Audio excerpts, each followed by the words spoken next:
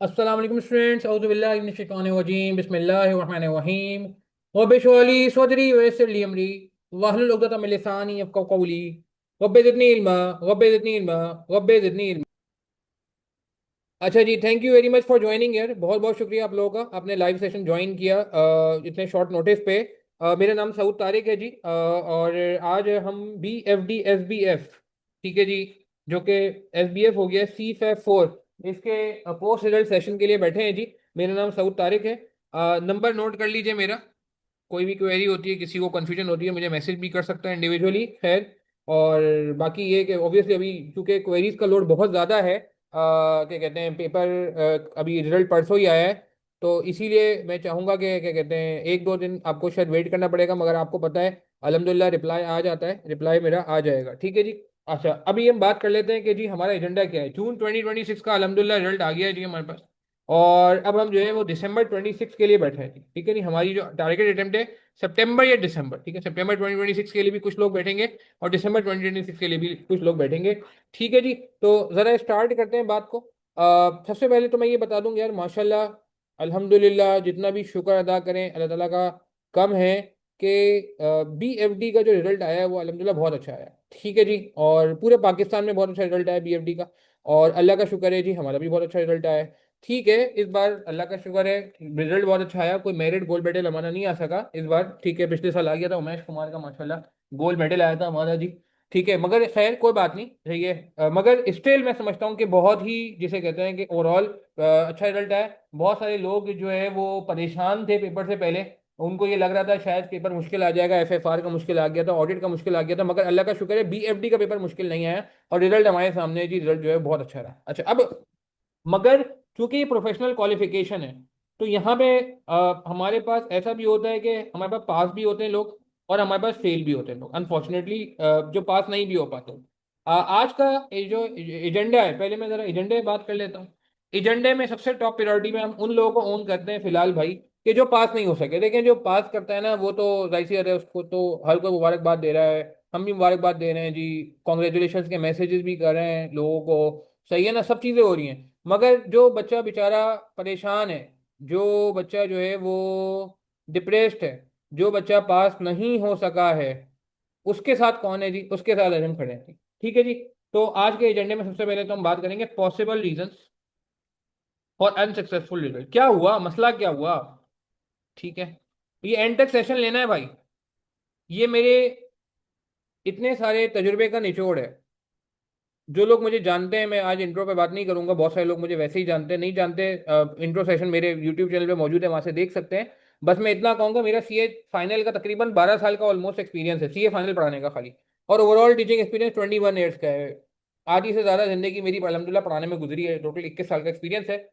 तो मैं आज आपसे अपना पूरा एक्सपीरियंस शेयर करूंगा कि किसी तरीके से हमारी अटेम्प्ट बच जाए, ठीक है। अल्लाह का शुक्र है, इन बातों में बहुत सारे लोगों ने अमल किया और वो पास भी हो गए, बहुत अच्छे अच्छे मैसेज आते हैं, यकीन करें। जो टीचिंग का सबसे बड़ा एडवांटेज है वो यही है कि यार, लोग जिस दिन रिजल्ट वाले दिन काफ़ी अच्छे अच्छे मैसेज करते हैं, तो आपका, जिसे कहते हैं ना कि खून डबल हो जाता है, ठीक है ना। यही पर्क्स हैं, सही है। तो possible reasons for unsuccessful result and how to resolve them, how to mitigate them, how to overcome them। कैसे उसको ओवरकम करें, कैसे उसे मिटिगेट करें, कैसे उसे कंट्रोल करें, ये भी बात होगी, सिर्फ रीजन से बात नहीं होगी, ठीक है। ये पहला एजेंडा होगा। दूसरा एजेंडा है ये सजेस्टेड स्ट्रेटेजी।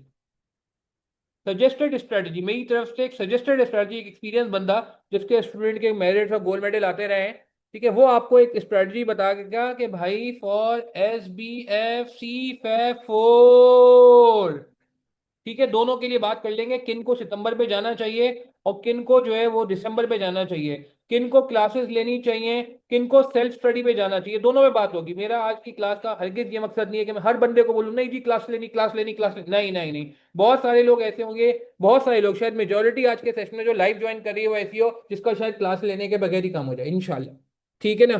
तो मगर बाद में हम आइडेंटिफाई कर देंगे कि किसको वाकई क्लास लेनी है और किसको क्लास नहीं लेनी है, ठीक है जी। फिर उसके बाद तीसरे नंबर पे एक बहुत इंपॉर्टेंट बात करेंगे, हाउ टू कवर थ्योरी। ये मैं देख रहा हूँ लोग जो है ना इसको छोड़ के जा रहे हैं, रीसेंट अटेम्प्ट को छोड़ के जा रहे हैं, थ्योरी पे कोई खास फोकस नहीं कर रहे हैं। थ्योरी ठीक ठाक मार्क्स की आ रही है यार, हर बार मैं बात करता हूँ, थ्योरी को सौतेला सलूक नहीं करना, इसके साथ एक सौतेला सलूक किया जाता है जो कि नहीं होना चाहिए, ठीक है। तो ये भी हम बात करेंगे, ठीक है जी। अच्छा, अब पहले जरा बात करते हैं कि क्या रीजन था, क्यों पेपर पास नहीं हुआ, पॉसिबल रीजन आप मुझे बताएं, आप लोगों में से चैट के थ्रू बताएं क्यों आपको लगता है पेपर पास नहीं हुआ। किसी बच्चे का अगर पेपर पास नहीं हुआ तो उसको क्या लगता है। और कुछ लोग ऐसे भी होंगे जो कहेंगे नहीं सर नहीं, हमें तो सब कुछ आता था, हमने सब कुछ अच्छा किया था, पेपर से बाहर निकल के तो हमारे 50 मार्क बन गए थे, फिर पता नहीं क्यों पेपर पास नहीं हुआ। ऐसे भी लोग होंगे, उनसे ही बात करेंगे जी। सेलेक्टिव स्टडी की थी, लैक ऑफ प्रैक्टिस की थी। हमजा नहीं बाबत आपने शुरू के दो टॉप मोस्ट पॉइंट बता दिए। इनफ प्रैक्टिस नहीं की थी हमारा, ठीक है कोई बात नहीं, ऐसा नाम नहीं लेता मैं इस बार, ताकि आप लोगों की कॉन्फिडेंशियलिटी मेंटेन रहे। और बाकी लोग बताएं क्या लगता है आपको। ठीक है, एक टॉपिक छोड़ दिया था आपने, बिजनेस रिलेशन छोड़ दिया था, oh my God, enough practice नहीं की थी, पेंडिंग लेक्चर्स थे, ठीक है। सबसे पहले नंबर पे आ जाते हैं lack of concept.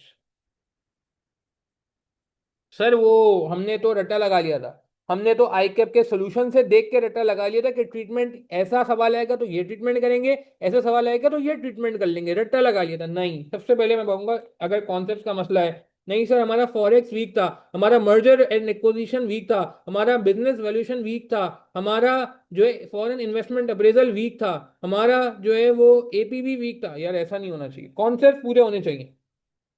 Plus plus complete coverage, ठीक है। Plus lack of complete coverage, ये एक पहला रीजन है जो मुझे नहीं समझ आता। अच्छा, दूसरा रीजन क्या होता है, लैक ऑफ प्रैक्टिस।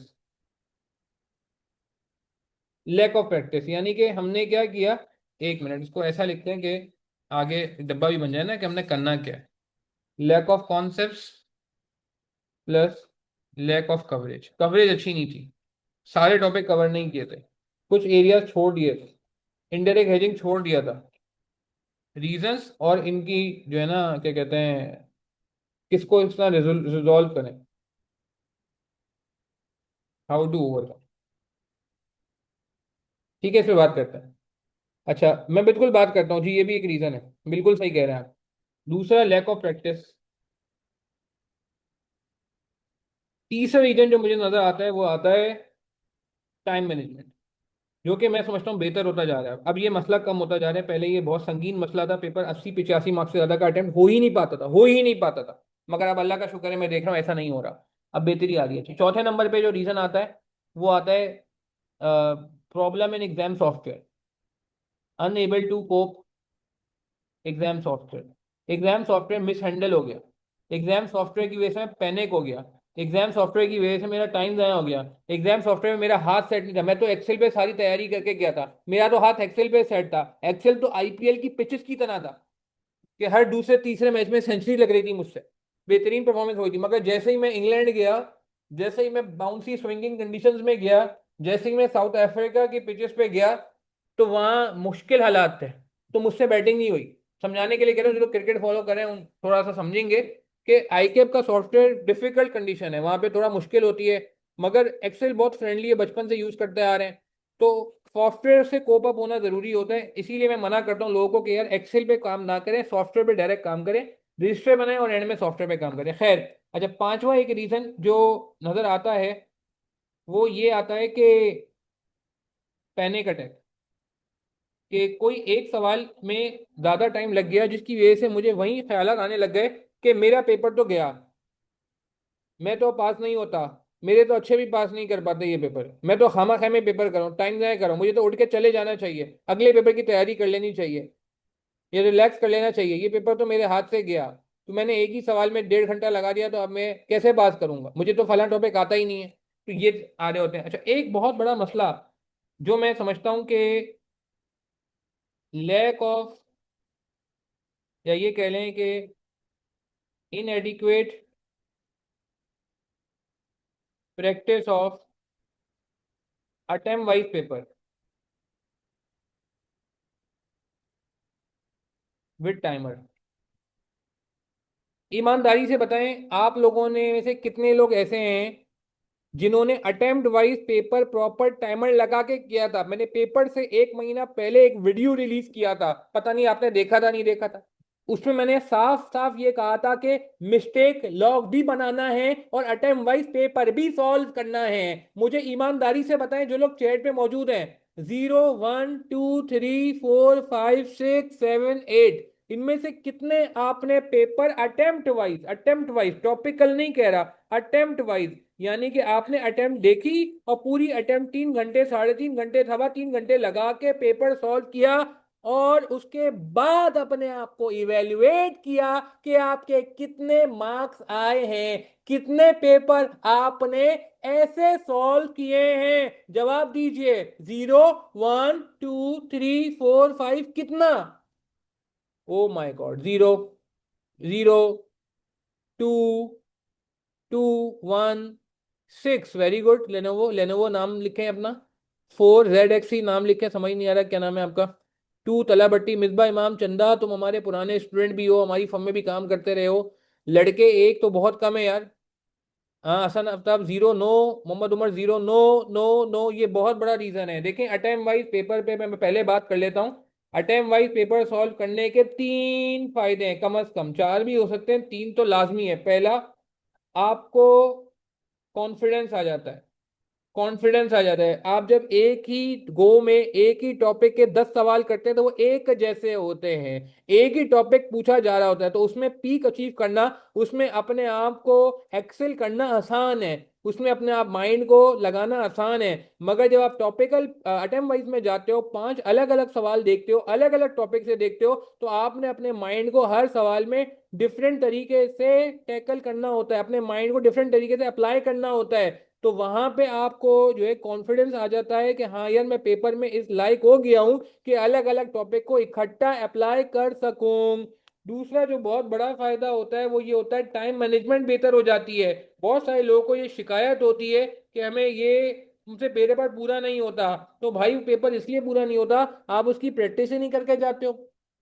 तीसरा, सबसे इंपॉर्टेंट, आपको पता है पेपर अटेम्प्टिंग स्किल्स होते हैं। किसी के साथ ऐसा हुआ है कि उसका पहला सवाल गलत अटेम्प्ट हो गया, यानी कि उसने पेपर में पहला सवाल गलत उठा लिया। यानी कि पहला सवाल, आपको पता है क्वेश्चन में जरूरी नहीं होता 1 उठाएं, आपको 5 अच्छा लगता है 5 उठा ले। आसान सवाल पहले उठाना चाहिए ताकि आपका पेपर में कॉन्फिडेंस आए। ये पेपर टेक्निक है जो पेपर से एक रात पहले जब आप लोगों के साथ एसोसिएट, वैसे तो पूरे महीने एसोसिएटेड होता हूँ, मगर जो लोग मेरे व्हाट्सएप ग्रुप में हैं, टिप्स वाले व्हाट्सएप ग्रुप में, वो ये बात जानते हैं कि आखिर तक टिप्स आ रही होती है। पेपर से 2 घंटे पहले तक भी टिप्स आ रही होती है, तकरीबन 2-3 घंटे पहले, तो फजर के बाद तक भी मैं अवेलेबल होता हूँ। तो ये ना, लगातार लास्ट मंथ आप लोगों के लिए डिवोट किया जा रहा होता है। अपनी फर्म की एक्टिविटी में बहुत हल्की रखता हूँ, क्योंकि मुझे पता है यार, बच्चों की क्वेरीज आ रही होती है, मैसेजेस आ रहे होते हैं, चाहे वो हमसे पढ़ो नहीं पढ़ो, जवाब दे रहे होते हैं हम, अल्हम्दुलिल्लाह, अल्लाह का शुक्र है। तो तो मुझे एक बात बताएं कि कभी ऐसा हुआ है किसी के साथ कि पहला सवाल आपने अटेम्प्ट किया, आपको लगा यार ये पहले सवाल नहीं उठाना चाहिए था, इसको आखिर में करना चाहिए था?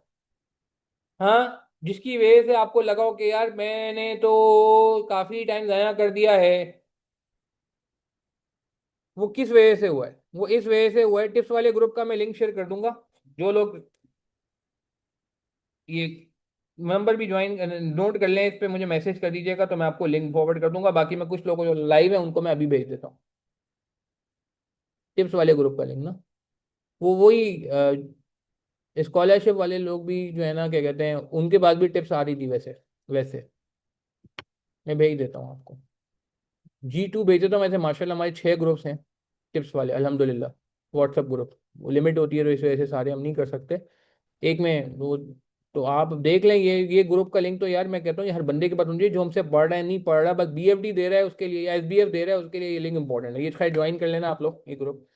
तो ये पेपर अटेम्प्टिंग स्किल से बेहतर हो जाते हैं, ठीक है। एक ये एक बात हो गई। अच्छा, और एक और मसला सुन लें, एक और इशू ये है कि बहुत सारे लोगों को आदत होती है कि वो सोल्यूशन बीच में रेफर कर लेते हैं, ठीक है। लैक ऑफ प्रैक्टिस हो गया, ये हो गया, ठीक है, इन एडिकेट प्रैक्टिस। एक और है चेंज 50 माइंड ऑफ 50 मार्क्स।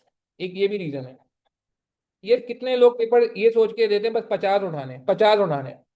आप मुझे ईमानदारी से बताएं यार, अगर आप 50 का सोच के जाएंगे, सही है, तो वो ज्यादा बेहतर है, या 70 मार्क्स स्कोर करने का सोच के जाएंगे, वो ज्यादा बेहतर है? 50 मार्क का सोच के जाए, खुदा ना खास्ता 3 मार्क, 4 मार्क, 5 मार्क का वेरियंस आ गया एडवर्स, यानी कि कुछ मार्क्स ऊपर नीचे हो गए, तो क्या होगा? पेपर रुक जाएगा। बट अगर 70 मार्क का सोच के जाएंगे, फिर 4-5 मार्क, 10 मार्क ऊपर नीचे हो जाए, तो आपको कोई मसला नहीं है, पेपर फिर भी आपका पास होगा। तो ये प्लीज 50 का माइंड सेट हटाएं। ठीक है जी, 50 का माइंड सेट है, अपना माइंड सेट रखें नहीं जी मुझे 70 मार्क, इसको 70 मार्क अटेम्प्ट नहीं, 70 मार्क स्कोर करने हैं। और मैं यकीन करें, मैं बताऊं ये पेपर ऐसा था, इसमें अगर 70 मार्क की पासिंग परसेंटेज होता ना, पासिंग होता क्राइटेरिया, तो भी मैं समझता हूँ ये पेपर पास होना चाहिए था, पेपर मुश्किल नहीं था। आप मेरी बात समझ रहे हैं? अच्छा, एक लास्ट बहुत बड़ा मसला, वो ये कि absence of mistake log, mistake log not made. कितने लोगों ने मिस्टेक लॉग बनाया था? मिस्टेक लॉग समझते हैं? अपनी मिस्टेक्स को हाईलाइट करना। कितने लोगों ने मिस्टेक लॉग बनाया था? जवाब दें, यस और नो में जवाब देंगे, क्या आपने मिस्टेक लॉग बनाया था? यानी कि हर सवाल को जो आप प्रैक्टिस करते थे उसके साथ साथ लिखते थे कि मेरी क्या गलती आई, एक गलती आई, दो गलती आई, तीन गलती आई, कौन सी गलती आई। देखिए, मिस्टेक लॉग बहुत जरूरी होता है। मिस्टेक लॉग क्या होता है मैं आपको बता देता हूँ। अच्छा, मिस्टेक लॉग के साथ साथ मैं एक और चीज भी साथ साथ बता दूं। यार, हम में से बहुत सारे लोगों को एक आदत होती है, मुझे भी ये जमाने में एक आदत थी, बहुत बुरी आदत थी, मगर मैंने सीए फाइनल में आके इस आदत को बदल दिया। आदत क्या थी मेरी? मैं जब सवाल कोई सॉल्व कर रहा होता था, सवाल जब कोई सॉल्व कर रहा होता था और जैसे ही कहीं फंसता था, तो मैं वहां पे क्या कर लिया करता था, वहां पे मैं इंजेक्शन, इनको मैं सोल्यूशन रेफर कर लिया करता था। लेट से मैंने अभी 4 पार्ट ही किए, मतलब 4 स्टेप्स ही किए, मैंने सोल्यूशन रेफर कर लिया, फिर उसके बाद मैं आगे बढ़ा, आगे बढ़ा, अभी वही सवाल चल रहा है, फिर मैं कहीं फंसा, फिर मैंने सोल्यूशन रेफर कर लिया, फिर उसके बाद मैं आगे बढ़ता गया, बढ़ता गया, बढ़ता गया, मैंने कहा वैग भी आ गया, चलो बहुत अच्छा, अब मैं कैश फ्लो प्लॉट करता हूँ, फिर मैं कहीं फंसा, कैश फ्लो बनाते हुए मैंने फिर सोल्यूशन देख लिया। इस तरह करते करते करते करते मैंने अपना सवाल एंड कर दिया। ये बहुत बुरी आदत है, ये मेरे अंदर भी थी एक जमाने में, दरमियान में सोल्यूशन देख लेना बहुत बुरी आदत है। इससे क्या होता है, इससे ये होता है कि आपको आदत हो जाती है बीच में कहीं फंसेंगे तो सोल्यूशन देखने की। पेपर में तो कोई होता नहीं अवेलेबल सोल्यूशन दिखाने के लिए, और जो आसपास में बैठे होते हैं उनका भी खुद पता नहीं होता कि सही करें गलत करें, उनका छाप भी नहीं सकते। पहली बात तो प्रोफेशनल बॉडी में ऐसा कुछ हो नहीं सकता, और अल्लाह ना करे, अल्लाह ना करे, पहली बात तो हम कोशिश ही नहीं करेंगे। और अगर किसी को देख भी लिया आपने कि चलो यार मैं इसका आंसर देख लूं, तो आपको ही थोड़ी पता है कि उसका सही हुआ है गलत हुआ है। तो मैंने कहने का मतलब है कि मैंने भी फिर अपने आप को समझाया, और फिर मैंने एक प्रैक्टिस की कि मैंने क्या किया कि refer solution at the and, refer solution at the and.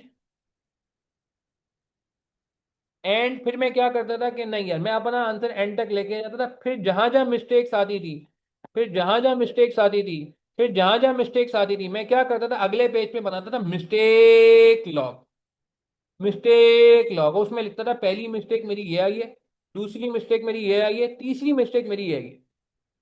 अगर कोई सिली मिस्टेक भी है वो भी लिखो। इससे फायदा क्या होगा? इससे दो फायदे होंगे। पहला ये कि कॉन्फिडेंस बढ़ेगा, ये जो बीच बीच में सोल्यूशन देखने से आपका कॉन्फिडेंस खत्म हो जाता है, ये खत्म हो, ये नहीं होगा पेपर में, कि पेपर में तो फिर कोई बताने वाला है ही नहीं। दूसरा बहुत बड़ा एडवांटेज जो इससे होगा वो ये होगा कि मिस्टेक लॉग बन जाएगा। मिस्टेक लॉग बहुत जरूरी होता है। वह आपको, जब आपने ये मिस्टेक लॉग बना लिया, अब आप मुझे बताएं क्या ये वाला सवाल आपको बार बार सॉल्व करने की जरूरत है? बताएं जिंदगी में नहीं। अगर मिस्टेक लॉग अच्छा बना हुआ है, तगड़ा बना हुआ है, तो क्या होगा? तो फिर आप बवाल बार बार नहीं करेंगे, अगली बार आप खाली ये मिस्टेक्स को रीड कर लेंगे, ताकि ये मिस्टेक्स पेपर में ना हो। और पेपर से एक दो दिन पहले आपको कोई काम नया नहीं करना होता, पेपर से एक दो दिन पहले कोई नया पेपर, कोई नया सवाल सॉल्व नहीं करना होता, सिर्फ रजिस्टर रिवाइज करना होता है, मिस्टेक लॉग रिवाइज करना होता है। मिस्टेक लॉग का मतलब है कि देखिए, आप मुझे एक बात बताएं, कोई ऐसा बंदा है जिसके 45 मार्क्स आए? हाँ हाँ या ना? एनीवन 45? लाइव सेशन माशाल्लाह काफी लोग ज्वाइन किए हुए हैं। ठीक है जी, दो तीन लोग आ गए, 44 वाले भी आ गए जी, 44 45, ठीक है। एमन 44 आए आपके, ओके, शाह रोमान 45 आए। अच्छा, 45 वाले से पहले मैं बात करता हूँ यार, 45 का मतलब आपको ये लग रहा होगा यार मेरा तो सिर्फ 5 मार्क का मसला है, मेरे 45 क्यों आए? मैं कहता हूँ यार 45 मसला थोड़ी है, 45 मसला नहीं है यार, जो 55 मार्क्स कटे हैं 100 में से, वो मसला है। मैं ये नहीं कह रहा ये 55 मार्क जो कटे हैं ये सारे बचा लो, मैं ये नहीं कह रहा, मैं ये नहीं कह रहा, मैं कह रहा हूँ यार 55 में से सिर्फ 5 भी बच जाते ना, तो आपका पेपर निकल जाता। यानी कि बात ये हुई कि जो मार्क्स मिल गए वो तो मिल गए, वो तो आता है आपको, वो तो प्लस साइन है। मगर जो मार्क्स कटे हैं वो किसकी वजह से कटे हैं? मिस्टेक्स की वजह से कटे हैं ना। तो अगर आपने अपनी मिस्टेक्स को डॉक्यूमेंट कर लिया, लॉग कर लिया, लिख लिया, आइडेंटिफाई कर लिया, तो फिर क्या हमें मार्क्स बचाने में आसानी होगी? बिल्कुल होगी। मेरी बात समझ आ रही? आपके 42 मार्क्स आए, ठीक है, मगर 42 तो आ गए ना यार।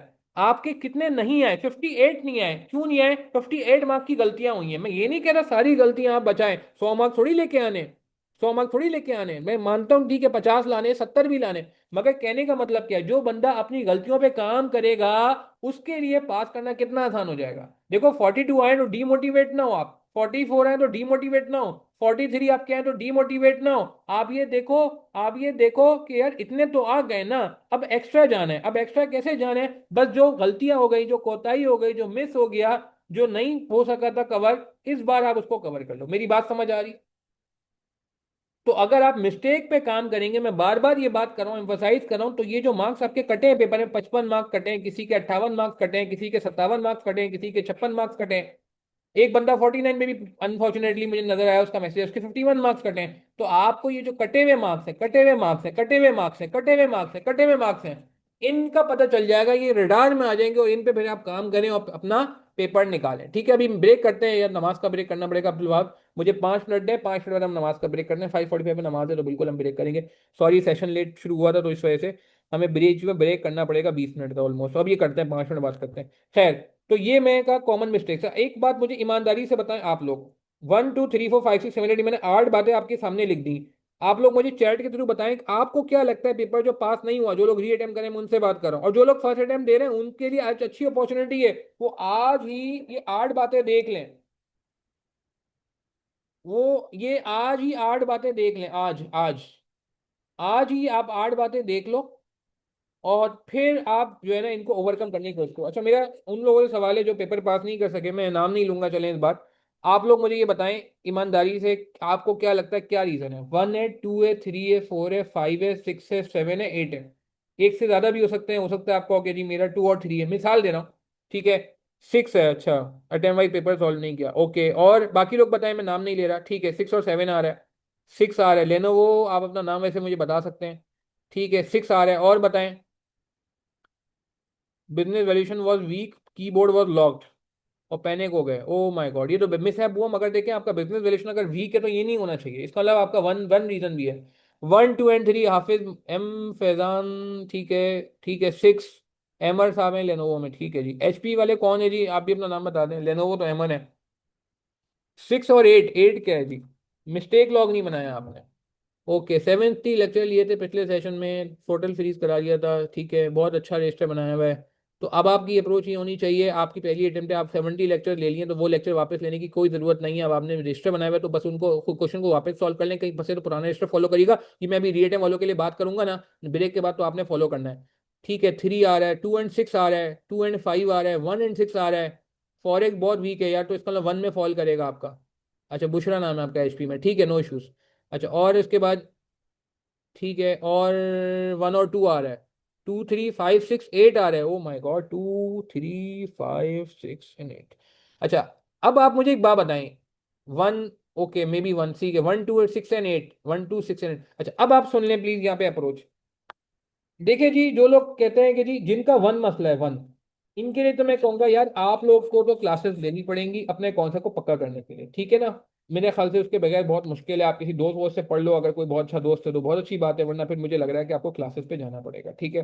तो पहले वालों को मैं जरा क्लियर कर दूं कि भाई यहाँ पे तो आपको टेक क्लासेस हर किसी को नहीं लेनी, टू सिमेट द कॉन्सेप्ट, पक्का करने के, सिमेट करने के, and coverage plus complete coverage. Arbitrage gain छोड़ के नहीं जाना है, सही है ना, मिसाल देना समझाने के लिए।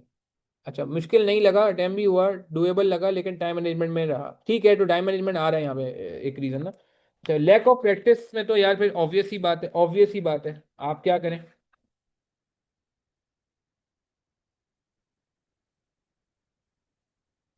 कंप्लीट कवरेज, ये पहला हो गया। अरे भाई, क्या लैपटॉप मेरा क्यों तंग कर रहा है इतना? ठीक है, अच्छा, तो प्रैक्टिस का मसला है, ऑब्वियस ही बात है कि डू रिगोरस। अच्छा, प्रैक्टिस में मैं बात करूं, कुछ लोग हमसे बच्चे नाराज रहते हैं कि सर वो आपके लेक्चर बहुत ज्यादा है, 180 घंटे के लेक्चर है। भाई वो 180 घंटे के लेक्चर इसलिए हैं क्योंकि उन लेक्चर्स के अंदर कॉन्सेप्ट्स भी है, उन लेक्चर्स के अंदर प्रैक्टिस भी है, उन लेक्चर्स के अंदर रीसेंट अटेम्प्ट भी है, उन लेक्चर्स के अंदर जो है वो एग्जाम सॉफ्टवेयर की प्रैक्टिस भी है, उन लेक्चर्स के अंदर थ्योरी भी। अब आप मुझे खुद बताओ, या तो मैं ये करूँ कि यार आप लोगों पे छोड़ दूँ, ये सारे काम आप पे छोड़ दूँ, प्रैक्टिस भी मैं नहीं कराता, बोलता हूँ यार 500 पर अवेलेबल है आई कैप का, वही देख लो। इवन तो उसमें काफ़ी गलतियां आपको पता है, मैंने अपने जो लोग मुझसे पढ़ते हैं उनको पता है, मैं अपने सोल्यूशन पे आप बता रहा हूँ वो करता हूँ, आई कैप का सोल्यूशन नहीं फॉलो करवाता, कि कुछ टॉपिक पुराने पास में तो बहुत गलतियां हैं। मैं कहूँगी रिसेंट रिटर्न भी खुद कर लो, कहीं से देख लेना, एग्जाम सॉफ्टवेयर की प्रैक्टिस भी आई कैप ने दे दिया सॉफ्टवेयर, आप खुद प्रैक्टिस कर लो, और थ्योरी भी खुद कर लो, वो तो पढ़नी है। नहीं, अब जब यार ये इन चीज़ों का ठिका जिम्मा मैंने लिया है, तो जाहिर सी बात है यार, फिर लेक्चर की वो तो बढ़ेगी ना। और मैं आपको सीरियस बता रहा हूँ, ये प्रैक्टिस वाला पेपर है, इसकी में आपको रेगुलर प्रैक्टिस करनी पड़ेगी। किसी का प्रैक्टिस मटेरियल खत्म हो जाए, मुझे पर्सनली मैसेज कर दे, इनबॉक्स कर दे, मैं आपको आईसीडब्ल्यू का मटेरियल भी दे दूंगा यार, आईसीडब्ल्यू का की किट भी दे दूंगा। आईसीडब्ल्यू की बहुत अच्छी किट है, इसमें कॉन्सेप्ट बहुत अच्छे पूछे गए, थ्योरी भी अच्छी पूछी गई है। मगर ये नहीं बोलिएगा, प्रैक्टिस मटेरियल आपको जितना आप कर सकते हो करो, जितना मैं कर, प्रैक्टिस का कोई नेमो बदल नहीं है, बीएफडी जैसा पेपर प्रैक्टिस वाला पेपर है। इसीलिए मैंने प्रैक्टिस कम रखता था शुरू शुरू में, तो मैं देखता था बच्चे करते ही नहीं थे, होमवर्क में क्वेश्चन दे दिया करता था। अब मुझे होमवर्क के क्वेश्चन भी क्लास में कराने पड़ते हैं, क्योंकि मुझे पता है बच्चे वो नहीं करते सॉल्व। ठीक है, टीचर चेंज करने की जरूरत नहीं है, अगर आपको अपने पुराने टीचर के कॉन्सेप्ट समझ आते हैं तो आप उन्हीं को कंटिन्यू करें। सीरियसली इस पे मैं बोलूँ नहीं जी मेरे पास ही पढ़ लें, नहीं, मुनासिब बात नहीं है। हाँ, अगर आपको मेरे कॉन्सेप्ट समझ आते हैं तो आप मुझसे ही पढ़ लें, जो मुझसे पढ़ रहे थे वो मुझसे ही कंटिन्यू कर लें। और अगर कहीं और से पढ़ रहे थे, सब माशाल्लाह बहुत मेहनत करते हैं डिलीवर करने में कॉन्सेप्ट, तो आप वहीं पे चले जाएं, कोई ऐसा मसला नहीं है। ठीक है, हाँ, और अगर आपको लगता है, मगर ये ध्यान में रखिएगा, अगर आप टीचर चेंज करते हैं तो हर टीचर का स्टाइल डिफरेंट है, ये FFR नहीं है, सही है। चले, मेरे ख्याल से यहाँ पे नमाज का टाइम हो गया है यार। आई नो, थोड़ा सा जो है ना, क्या कहते हैं, हम 20 मिनट्स का ब्रेक करते हैं, छोटा सा, अच्छा, इसी बहाने हम सब मिलके नमाज पढ़ लेंगे। ठीक है, 20 मिनट का हम यहाँ पे ब्रेक कर रहे हैं, ठीक है, फास्ट फॉरवर्ड ब्रेक है जी। जल्दी से नमाज पढ़ लें और आ जाएं, बहुत इंपॉर्टेंट चीज़ें आगे रह गई हैं। ये स्ट्रेटजी बतानी है आपको, सितंबर वालों को भी बतानी है, दिसंबर वालों को भी बतानी है, सेल्फ स्टडी वालों को भी बतानी है, और क्लास वालों को भी बतानी है, और थ्योरी कैसे कवर करनी है, जो कि बहुत इंपॉर्टेंट वीक एरिया, ये भी बात करनी है। एक ये सेगमेंट कंप्लीट हो जाए, फिर मैं इन 2 सेगमेंट में ही बात करूंगा। नमाज का ब्रेक लेना है, ठीक है, और नमाज के बाद आपने ज्वाइन करना है मुझे, ठीक है, फौरन से। कितनी देर बाद ज्वाइन कर रहे हैं, बस हम 45 हो गए, बस फौरन निकले नमाज को। 6:05 पे हम इंशाल्लाह कोशिश करेंगे आप ज्वाइन करें, ठीक है, जल्दी से आ जाए। नमाज का ब्रेक है, किसी ने देखे मिस नहीं करना है, सबने नमाज भी मिस नहीं करनी है, ये सेशन भी मिस नहीं करना है, मैं वेट करूंगा, ठीक है, जल्दी से आ। अच्छा जी, कंटिन्यू करते हैं। औज़ुबिल्लाहि बिस्मिल्लाहिर्रहमानिर्रहीम वबी शवाली सदरी वयस्सिर ली अमरी वहलुल उक़दतम मिन लिसानी यफ़क़हू क़ौली रब्बि ज़िदनी इल्मा रब्बि ज़िदनी इल्मा रब्बि ज़िदनी इल्मा। अच्छा जी, तो हमने पॉसिबल रीजन से बात कर ली, ठीक है, अब उनके रेजोल्यूशन में बात कर रहे हैं। रिगोरस प्रैक्टिस हमें करनी पड़ेगी। टाइम मैनेजमेंट से, टाइम मैनेजमेंट के लिए क्या करें जी? टाइम मैनेजमेंट के लिए दो काम करने हैं आपने। एक तो नीचे आ रहा है ऑलरेडी, मैं यहाँ पे भी लिखूंगा, और एक जो है, एक तो ये कि आपने प्रैक्टिस करनी है, ठीक है जी, डू प्रैक्टिस, चाहिए, एंड डॉक्यूमेंट टाइम। क्या मतलब हुआ इस बात का? आप मुझे बताएं, 10 मार्क के सवाल के लिए पेपर में कितने मिनट मिलते हैं? जवाब दें प्लीज, मुझे चैट के थ्रू बताएं। 10 मार्क्स के सवाल को सॉल्व करने के लिए आपके पास पेपर में कितने मिनट होते हैं? किस तरह, कैसे कह रहे हैं अब्दुल वहाब? अब्दुल वहाब शकूर खान, हाँ, कैसे? बाकी लोग भी बताएं जरा प्लीज। 180 मिनट होते हैं 100 मार्क्स करने के लिए, 3 घंटे लगा लेना। 15 मिनट चले, रीडिंग टाइम को मैं अभी फिलहाल नहीं कर रहा, थोड़ा कंजर्वेटिव अप्रोच से चल रहा हूँ। तो 180 मार्क्स का, 180 मिनट जो है आपके पास अवेलेबल हैं, और 180 मिनट में आपने 100 मार्क का पेपर अटेम्प्ट करना होता है ना, ठीक है, वैसे तो 100 मार्क का अवेलेबल है ना। तो 1.8 मिनट पर मार्क एक इक्वेशन बन रही है। अगर 10 मार्क का सवाल है तो 1.8 को 10 से मल्टीप्लाई करें, 18 मिनट में एक सवाल हो जाना चाहिए। अब आप घर में बैठे हुए कोई सवाल सॉल्व कर रहे हैं और उसमें अगर 30 मिनट लग गए 10 मार्क के एक पार्ट, तो इट मीन आपकी स्पीड बहुत स्लो है, आपको पेपर में बहुत प्रॉब्लम होने वाली है। आप मेरी बात समझ रहे हैं? तो ये उस वक्त पता चलेगा आपकी। अच्छा, बहुत सारे लोग ऐसे हैं जो मुझे अब मैसेज करके बता रहे हैं कि सर मेरी ना स्पीड स्लो है, और मुझे ऐसा लगता है कि शायद उनको ये बात पता ही नहीं थी कि उनकी स्पीड इतनी स्लो है कि पेपर में उनको प्रॉब्लम होगी। तो इसका मतलब ये हुआ कि हमें पता ही नहीं चलता कि हमारी स्पीड कितनी स्लो है अनटिल जब तक हम पेपर दे के नहीं आते। कोई पेपर लोग ऐसे होते हैं जो कहते हैं हमने 80 मार्क का अटेम्प्ट किया, कुछ ऐसे बच्चे होते हैं जो कहते हैं हमने 90 मार्क का अटेम्प्ट किया, कुछ ऐसे बच्चे होते हैं वो कहते हैं हमने सिर्फ 70 मार्क का अटेम्प्ट किया, 70 मार्क्स का। तो जाहिर सी बात है 70 मार्क्स वाले की स्पीड काफ़ी कम है एज कम्पेयर टू 80 मार्क्स। और मैं कहूँगा 80 मार्क्स वाले की भी कम है, क्योंकि अगर बाकी अवाम 90 मार्क्स का पेपर सॉल्व करी और आप 80 मार्क्स का सॉल्व करे हो, it mean there is something wrong. आप मेरी बात समझ रहे हैं मैं क्या कह रहा हूँ? ठीक है, तो coming back to the point, मैं वापस इस पे आऊंगा आपकी बात पे, कि डॉक्यूमेंट टाइम का मतलब है वही नोट कर लें कि आपने कितने मिनट में किया है। 10 मार्क का सवाल 18 मिनट में करना चाहिए था, आपने कितने मिनट में किया है? मैं कहीं नहीं कह रहा कि 18 मिनट में ही करने की कोशिश करें, पहले डॉक्यूमेंट करना शुरू कर दें। खुद ब खुद आपको रियलाइज होगा कि आप टाइम ज़्यादा लगा रहे हैं। अच्छा, टाइम को कम करने के दो तरीके हैं। एक तरीका तो ये है कि आप उसमें ये करें कि एक्स्ट्रा ऑर्डनरी वर्किंग शो ना करें। ठीक है, अवॉइड एक्स्ट्रा ऑर्डिनरी वर्किंग। एक तो आपने कहा डॉक्यूमेंट टाइम और फिर उसको मिनिमाइज करने की कोशिश करें। दूसरा ये कि अवॉइड एक्स्ट्रा ऑर्डिनरी वर्किंग। देखिए, एक होती है ऑर्डिनरी वर्किंग, एक होती है मेन वर्किंग, एक होती है एक्स्ट्रा ऑर्डिनरी वर्किंग। तो एक्स्ट्रा ऑर्डिनरी वर्किंग को आप छोड़ सकते हैं, ट्रिम कर सकते हैं, मगर मैंडेटरी वर्किंग को नहीं छोड़ सकते। ये ना हो कि उस चक्कर में मैंडेटरी वर्किंग भी आपके हाथ से चली जाए। अच्छा, ये भी एक रीज़न कुछ लोगों को होता है। एक बात मुझे बताएं, कोई ऐसा बंदा है जो कहता हो इन 8 में से कोई रीज़न ही नहीं है, मैं तो 8 की 8 चीज़ों में काम किया था फिर भी पास नहीं हुआ? कोई ऐसा बंदा है हम में से? फिर मैं एक नवे रीज़न में बात करता हूँ। आप में से कोई ऐसा है लाइव में? माशाल्लाह काफ़ी लोगों ने लाइव ज्वाइन किया हुआ है। कोई मुझे बता सकता है कि कहता है भाई मेरे कॉन्सेप्ट का मसला भी नहीं है, प्रैक्टिस ही मेरी टाइट थी, टाइम मैनेजमेंट का भी मसला नहीं हुआ, 1995 मार्क का अटेम्प्ट कर लिया, एग्जाम सॉफ्टवेयर पे हाथ अच्छा सेट था, पैनिक वैनिक मुझे कुछ नहीं होता पेपर में, और मैं अटेम्प्ट वाइज भी 7 अटेम्प्ट सॉल्व करके गया था, 50 मार्क का माइंड सेट नहीं था, मैं तो गोल्ड मेडल मेरिट का सोच रहा था, और मिस्टेक लॉग भी मैंने बनाया था। कोई ऐसा है फिर उसके बावजूद भी वो कहता है यार मैं पास नहीं हुआ? हम्म, एनीवन?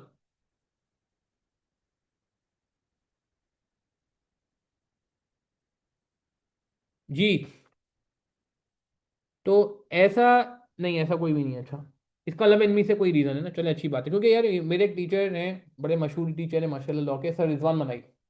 तो मेरा एग्जाम में लॉ पास नहीं हुआ था, कोई लॉ और आईटी ये वो पेपर है जिन्होंने मुझे थोड़ा टफ टाइम दिया। बाकी अल्लाह का शुक्र है, मैं तो इसी से पोजीशन भी थी मेरी ना, मैं तो पोजीशन होल्डर था इसी से में भी अल्हम्दुलिल्लाह। तो मैं एक दफ़ा उनके पास गया और मैंने उनको बताया सर मेरा लॉ पास नहीं, और मुझे पता है मेरा लॉ क्यों पास नहीं हुआ। तो उन्होंने छूटते एक बात बोली, बोला ये तो बहुत अच्छी बात है। बोला कितने दुनिया में इंसान ऐसे हैं जिनको पता ही नहीं होता पेपर पास क्यों नहीं हो रहा, क्यों नहीं हो रहा, और अगर आपको ये पता है कि पेपर पास क्यों नहीं हो, ये तो बहुत अच्छी बात है। मैंने कहा सर ये क्या बात करें, मैं तो पेपर पास नहीं हो रहा, आप कह रहे हैं अच्छी बात है। उन्होंने कहा नहीं, इस एंगल से अच्छी बात है कि तुम्हें पता है क्या मसला है, अब तुम उस पर काम करोगे और पेपर निकल जाएगा इंशाल्लाह।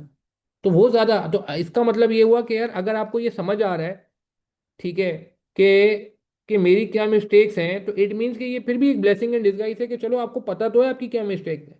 जब आपको पता है आपकी मिस्टेक्स क्या है, तो इसका मतलब है अब आप उसको काम करोगे तो इंशाल्लाह पेपर निकल जाएगा। मसला उस वक्त आता है जो अभी केस स्टडी का हमने आज वर्कशॉप कंडक्ट किया, अल्हम्दुलिल्लाह स्ट्रेटजिक केस स्टडी में हमारे एक स्टूडेंट का गोल्ड मेडल भी आया है अभी जून 26 में, और एक बंदे का मेरिट भी आया माशाल्लाह। ठीक है, दो प्राइजेस हमारे पास अल्हम्दुलिल्लाह एससीएस में इस बार हमें हमारे स्टूडेंट्स ने अचीव किए।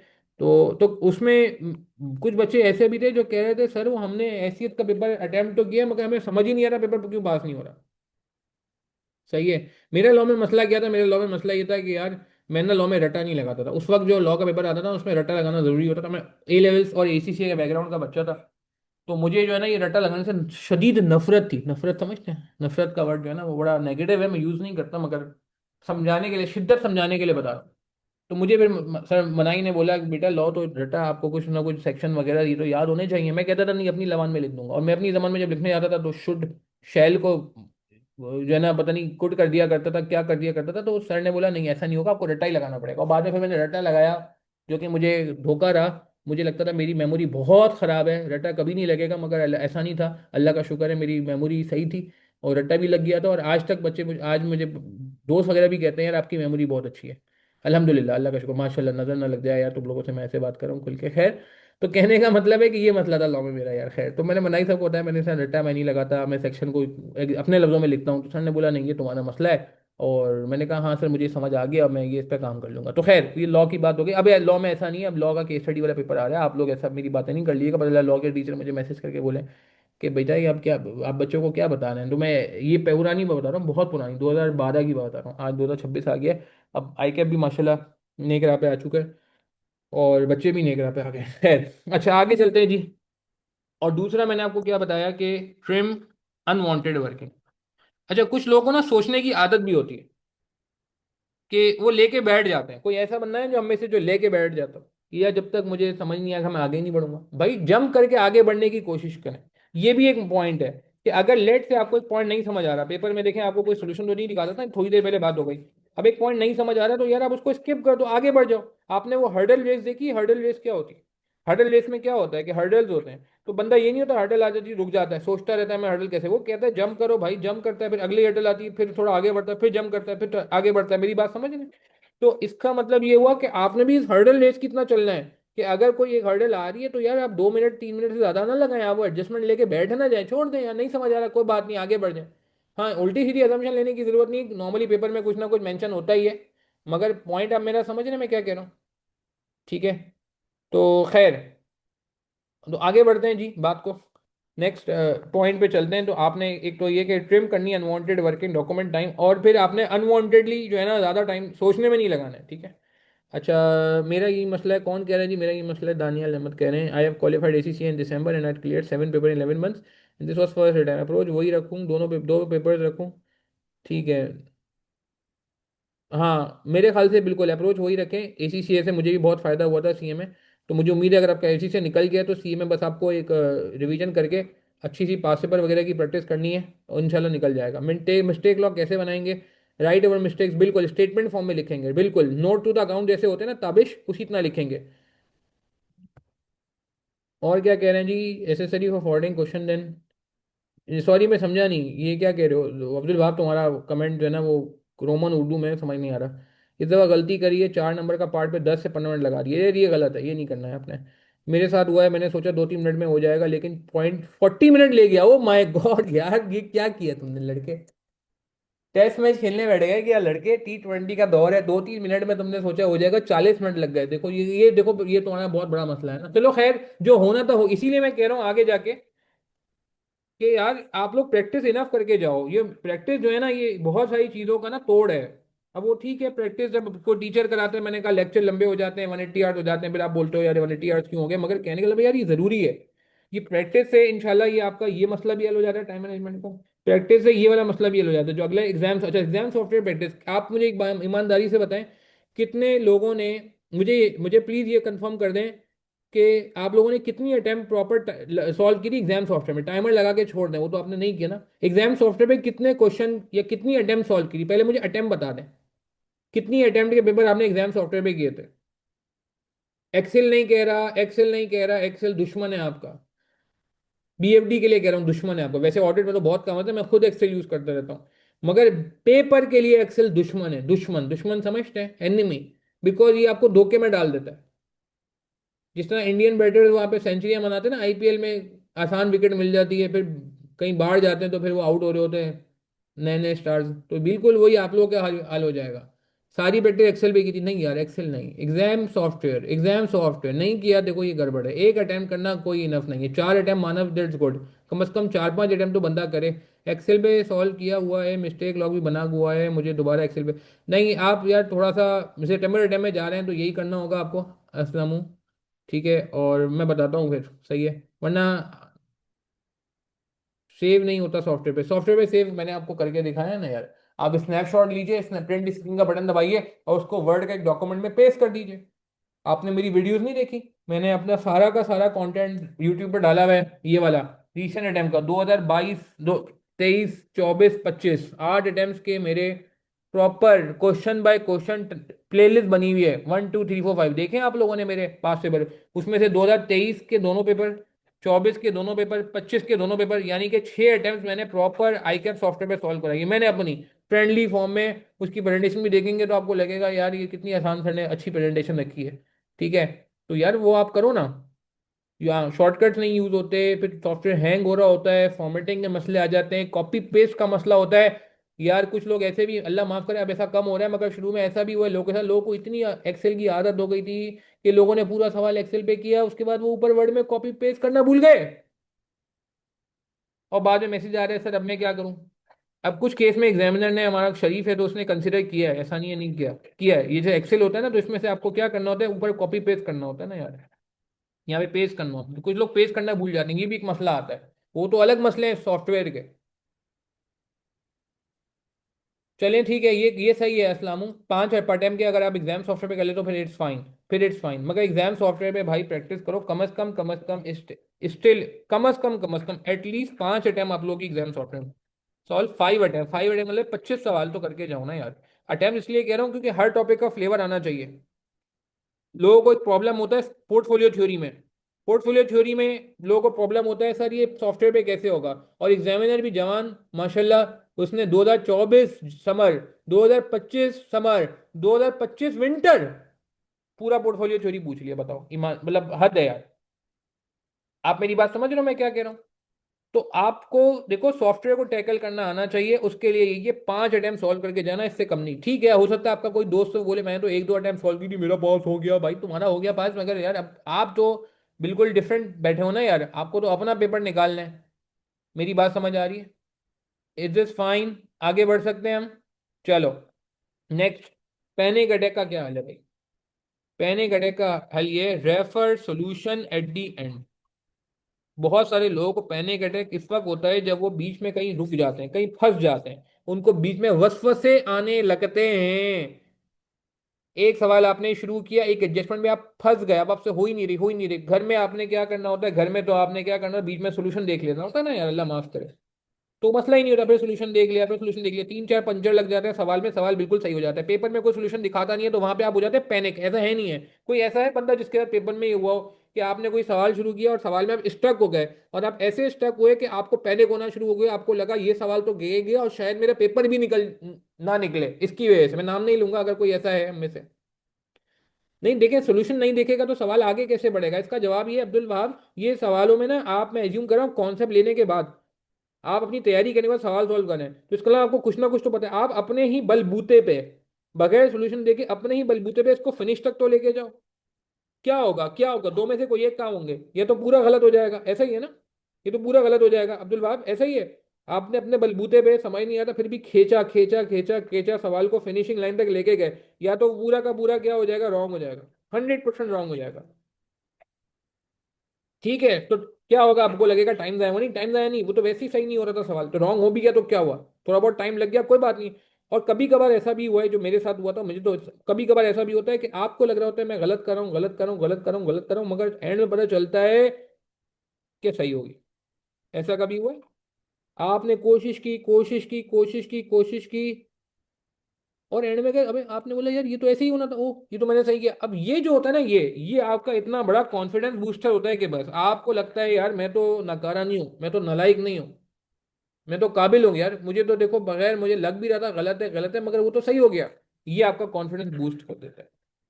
तो तो प्लीज देखें, ये बात ध्यान में रखनी है, पेपर में फिर आदत हो जाती है सोल्यूशन को एंड में रेफर करें। मैं ये नहीं कह रहा रेफर ही ना करें, रेफर नहीं करेंगे तो मिस्टेक कैसे आइडेंटिफाई होगी, मगर एंड में पहले अपना पूरा एंड तक लेके जाए। मेरी बात समझ आ रही है? क्या नाम है लड़के, अब्दुल वहाब? ठीक है जी। विद इन टाइम नहीं होगा कोई बात नहीं, देखो पहली प्रायोरिटी है सही करना, हाफिज एम फैजान। दूसरी प्रायोरिटी है टाइम पे करना। टाइम पे कर लो, मगर सही ना करो तो ज्यादा बड़ा मसला नहीं है। क्या ख्याल है? असलामुम कह रहे हैं मैंने रीडिंग टाइम में पैनिक हो गया था, बार बार सवाल पढ़ने लगा, उसकी वजह से मैंने रीडिंग टाइम में सिर्फ एक सवाल ही पढ़ा, आखिरी 30 मिनट में लास्ट दो सवाल किए जो मेरे ख्याल से इजी थे, मुझे पहले अटेम्प्ट करने चाहिए थे। यार देखो ये चीज़ मैंने अटेम्प्ट वाइज पेपर के लिए रखी है कि अटेम्प्ट वाइज पेपर में सॉल्व करने से ना फायदा ये होता है, पेपर अटेंडिंग स्किल आ जाता है। याद है कि मैंने थोड़ी देर पहले बात की थी? तो ये पेपर अटेंडिंग स्किल ही तो है कि पहला कौन सा सवाल करना है, बाद में कौन सा करना है। मेरी बात समझ आ रही है? मिस्टेक लॉग क्वेश्चन वाइज बनाए, क्वेश्चन वाइज बनाए, टॉपिक वाइज नहीं मोहम्मद अहमद, क्वेश्चन वाइज। अभी बताता हूँ मैं मिस्टेक लॉग, वापस नीचे बात करता हूँ। अच्छा जी, refer solution at the end. और दूसरा ये कि again attempt wise paper solve करें ताकि आपको पैनिक अटैक जो होने वो पहले ही हो जाए। ठीक है ना? ठीक है जी। अच्छा उसके बाद इन एडिकेट प्रैक्टिस ऑफ, अच्छा एक और काम भी करके जाए, कंप्लीट कवरेज भी करके जाए। यार जिस बंदे को जिस बंदे को जिस बंदे को ये पता होता है कि मेरी पूरी तैयारी नहीं है ना, उसको ज्यादा जल्दी पैनिक अटैक आता है, क्योंकि उसको ये लग रहा होता है या ना हो कि सवाल में वो चीज़ पूछ ली जाए जो मैं नहीं पढ़ के आया, जो मैं नहीं पढ़ के आया। मेरी बात समझ आ रही है? ठीक है ना?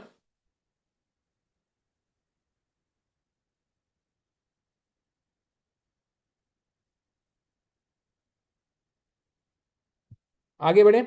अच्छा उसके बाद हम आगे बढ़ते हैं जल्दी जल्दी से, यार टाइम कम है, मैं और भी काम करने, थ्योरी पे भी बात करनी है और उस पर भी बात करनी है। अप्रोच पे आप लोग की अच्छा inadequate practice of attempt wise paper, इसमें मैंने कह दिया कि मतलब 7 से 8 अटेम्प्ट टाइमर लगा के सॉल्व करें। Attempt to be solve in exam software with proper timing plus mistake, make mistake log. Mistake log का मतलब क्या है ये देखें, मैं दिखा देता हूँ। मिस्टेक लॉग में मैं बात कर चुका हूँ, मिस्टेक लॉग में मैं बात कर रहा हूँ जी। आवाज नहीं आ रही? आवाज आ तो रही है मेरे ख्याल से मेरी। ये रहा जी मिस्टेक लॉग। कि पूरा क्वेश्चन आपने सॉल्व कर लिया एंड तक, उसके बाद जितनी मिस्टेक्स आ रही हैं क्वेश्चन बाय क्वेश्चन के बाद में, क्वेश्चन के बाद वो आपने लिख दी, ठीक है ना। क्वेश्चन के बाद आपने लिख दी 1 2 3 4 5, जितनी भी मिस्टेक्स आ रही है सारी डॉक्यूमेंट कर लें, लिख लें, डिस्क्रिप्शन फॉर्म में लिख लें। नहीं नहीं, ऐसा नहीं है, पेपर में टाइम सही होता है, पेपर में टाइम कम नहीं पड़ रहा, 2 3 अटेम्प्ट से सवाल पेपर मुनासिब आ रहा है, लेंदी नहीं आ रहा। पहले आते थे पेपर जो 80 मार्क का भी अटेम्प्ट होता था तो बड़ी बात होती थी, अब ऐसे पेपर आ रहे हैं जो 90 के 95 मार्क्स के भी अटेम्प्ट हो जाते हैं। मैं सीरियस बता रहा हूँ, हाफिज एम फैजान, बिल्कुल। एक्सेल में कर लें मिस्टेक लॉग, मसला नहीं है, मगर कहीं भी यार डॉक्यूमेंट कर लें प्लीज़ यार, मगर मिस्टेक लॉग बनाएं ताकि वो क्वेश्चन जिंदगी में बार बार बार बार बार बार ना करना पड़े, ठीक है जी। अच्छा, माइंड सेट ऑफ 50 मार्क, ये बड़ा इंपॉर्टेंट है कि आपका माइंडसेट चैंपियन वाला होना चाहिए, चैंपियन वाला होना चाहिए, डिफेंसिव डरपोक माइंडसेट नहीं होना चाहिए। ये डरपोक माइंडसेट है, माजरत के साथ, को बात बुरी लगे तो यार पहले से पेज की माजरत, क्योंकि मैंने कहा ना मैं अपने तजुर्बे की बेस पे आज सारी बातें कर रहा हूँ, खुल के कर रहा हूँ। क्योंकि यार अगर कोई आसान अटेम्प्ट में भी पेपर पास नहीं करता ना तो टीचर को देखो, रिजल्ट वाले दिन ना बड़ा इंपॉर्टेंट होता है टीचर के लिए। एक तरफ तो बहुत अच्छे अच्छे मैसेज आ रहे होते हैं, दिल खुश हो रहा होता है, जो कि इस बार हुआ, ज़्यादा हुआ, क्योंकि एसबीएफ का मैंने कहा था ना रिजल्ट माशाल्लाह बहुत अच्छा है, हमारा भी अलहमदिल्ला बहुत अच्छा है, पूरे पाकिस्तान का अच्छा है, ठीक है। और मगर अफसोस भी हो रहा होता है कि अगर कोई बच्चा मैसेज करता है मेरे 45 आए, 47 आए, 44 आए, 41 आए, 38 आए, 39 आए, तो फिर अफसोस भी हो रहा होता है। तो मैं थोड़ा हार्श पोस्ट रिजल्ट सेशन में हमेशा होता हूँ। वो इसकी वजह ये होती है कि यार मैं कहता हूँ कि यार जब बाकी बच्चे पास हो रहे हैं तो आप क्यों नहीं पास कर गए, ठीक है ना। और इस बार तो मैं थोड़ा सा और गुस्सा कर सकता हूँ आप लोगों पे, ठीक है, नेगेटिव नहीं लीजिएगा, क्योंकि इस बार पेपर वाकई आसान था। किसी को पता नहीं याद है नहीं याद है, मैंने टिप्स वाले ग्रुप पे पेपर वाले दिन भी बोला था, पेपर वाले से एक दिन पहले भी कहा था, पेपर वाले दिन भी कहा था कि यार ज़रूरी नहीं है ऑडिट मुश्किल आया है या एफएफआर मुश्किल आया है तो बीएफडी एसबीएफ भी मुश्किल आए, कहा था नहीं कहा था, पता नहीं आप लोगों को याद है कोई अगर टिप्स वाले ग्रुप में था मेरे। और अल्लाह का शुक्र है पेपर में बाद में लोगों ने मैसेज करके ये बोला कि नहीं सर वो पेपर तो मुनासिब आ गया, ठीक है। तो खैर, और टेंशन ना लें यार, अगर मुश्किल पेपर आ भी जाता है, मान लेते हैं सितंबर में मुश्किल आ जाता है, मान लेते हैं इस दिसंबर में मुश्किल आ जाता है, तो क्या करेगा, लाओ पूछेगा पेपर में, ऑडिट पूछ लेगा, एसबीएफ ही पूछेगा ना यार, एसबीएफ ही पूछेगा ना, सी फैप फोर ही पूछेगा ना, टैक्स तो नहीं पूछ लेगा, हाँ सस्टेनेबिलिटी नहीं पूछ लेगा हमारे पेपर में। तो इसका मतलब क्या हुआ, मुश्किल आ भी गया तो यार अगर हम पूरा पेपर तैयार करके गए फिर क्या मसला है। तो ये चैंपियन वाला माइंडसेट होना चाहिए, ये डिफेंसिव माइंडसेट नहीं होना चाहिए, ठीक है जी। तो माइंडसेट ये होना चाहिए कंप्लीट कवरेज के साथ जाए, 50 मार्क्स से की माइंडसेट से बाहर निकले, complete coverage plus plus mindset to score 70 marks. नहीं जी, मुझे चैन नहीं आएगा जब तक मेरी 70 मार्क वाली तैयारी नहीं होगी, कम अज कम, कम अज कम कहीं लिख के लगा दें भाई, मैं 50 मार्क वाला बंदा नहीं हूँ भाई, मैं 70 मार्क वाला बंदा हूँ, जी बिल्कुल, ठीक है। अच्छा, लास्ट में मिस्टेक लॉग बनाना होता है, उसके लिए सोल्यूशन एंड में रेफर करें एंड डॉक्यूमेंट योर मिस्टेक्स। कैसे मिस्टेक लॉग बनाने से हमने बहुत बात कर ली है। ये मिस्टेक लॉग आपका गेम चेंजर है, मैं आपको अभी से बता रहा हूँ, ये आपका गेम चेंजर है। गोल्ड मेडलिस्ट बच्चा अभी जो सैयद मोहम्मद अली एससीएस के सेशन में बैठा था, उसने अपना मिस्टेक लॉग बनाया, मैं आपको क्या बताऊं, बेहतरीन मिस्टेक लॉग बनाया था वो, उसने एससीएस का बनाया था, बीएफडी की बात नहीं कर रहा। मेरी बात समझ आ रही है। अच्छा, अब जल्दी से अप्रोच पे बात कर लेते हैं, हमारे पास टाइम कम है यार, हमें इसको जल्दी खत्म करना चाहिए, बहुत ज़्यादा टाइम नहीं लेंगे हम आपका। अच्छा, अप्रोच क्या, इसमें कोई सवाल है किसी का पूछ लें, ये 8 मैंने रीज़न बता दिए, ठीक है, और उसके डॉक्यूमेंट बता दिए। एक नवा रीज़न भी जहन में आया है जो बच्चे कम करते हैं, मगर ऐसे कुछ लोग होते हैं, कुछ लोग वर्किंग में डंडी मार देते हैं, अल्लाह माफ करे, वर्किंग पूरी शो नहीं करते, या वर्किंग में कॉपी पेस्ट का मसला कर लेते हैं कि नीचे वर्किंग शो करते हैं एक्सेल में, उसको ऊपर कॉपी नहीं करते। तो अगर आप में से कोई ऐसा कर रहा है तो ये भी एक मसला है, इसको देखें आप प्लीज ध्यान में रखिएगा, ठीक है। अच्छा, ये मैं बात कर रहा हूँ लेक्चर में सेल्फ प्रैक्टिस करें या लेक्चर लें, मैं इस पर बात कर रहा हूँ, मैं इस पर बात कर रहा हूँ। मिस्टेक कंपाइल भी करना है, नहीं कंपाइल करने की जरूरत नहीं है, बस क्वेश्चन के एंड में आपने लिख दिया बस। अब नेक्स्ट टाइम आप कभी जिंदगी में आपको रिवाइज करना होगा, वो क्वेश्चन की तस्वीर खोलोगे या क्वेश्चन किताब से ओपन करोगे और आप मिस्टेक लॉग देख लोगे, आपको नजर आ जाएगा इस क्वेश्चन के 3 4 मेन मेन पॉइंट क्या है, बस that's all, that's all, that's all, ठीक है जी। अच्छा, अब आ जाते हैं जरा अप्रोच पे भाईजान। अप्रोच ये, पहली बात तो ये, सितंबर अटेम्प्ट में किसको जाना चाहिए और दिसंबर 26 में किसको जाना चाहिए। अच्छा, अगर किसी के मार्क्स, सुन लीजिएगा गौर से सुनिएगा, 45 है, 47 है, 48 है, 49 है, 44 है, ठीक है, या या या 38 है मगर मिसहैप हो गया, उसको पता चल गया उसका मिसहैप क्या है, पता है उसको, सामने सामने पता है कि यार वो उसने सवाल में रीड नहीं किया था या सवाल छोड़ दिया था या पता नहीं क्या हो गया था, पेपर में तबीयत खराब थी, कोई इन्फेक्शन हो गया था, कोई मसला हो गया था, तो आप जा सकते हो सितंबर 26। बट अगर आपके मार्क्स 30 हैं, 35 हैं, 38 हैं, 40 हैं, तो मैं कहूंगा यार फिर आप इस बात को ध्यान में रखिएगा कि आसान पेपर में अगर आपके मार्क्स इतने हैं तो अगर मैं इसको डिस्काउंट कर दूं, डिस्काउंटिंग आप समझते हैं ना, मुश्किल पेपर आ गया, ये एवरेज पेपर आ गया बाद में, तो ये 30 जो है ये 20 हो जाएगा, 35 जो है ये 25 हो जाएगा, 38 जो है ये 30 हो जाएगा, 40 जो है ये 32 हो जाएगा। मेरी बात समझ आ रही है? देखो, आसान पेपर और मुश्किल पेपर में फर्क होता है, मेरी बात समझ रहे हो? ये धोखे में नहीं जाना कि मेरे 40 आ गए, चलो अब तो मुझे सिर्फ 10 मार्क के लिए जाना है। मैंने पहले ही बता दिया कि यार 65 50 से बाहर निकालो, 70 पे लेके जाओ, ताकि अगर कोई मुश्किल पेपर भी आ जाए ना तो कोई बात नहीं, 70 का माइंड सेट होगा तो मुश्किल से गिर गिरा के भी 55 60 तक तो पहुंच ही जाओगे ना यार, 50 55 तक तो पहुंच ही जाओगे। मेरी बात समझ रहे हो?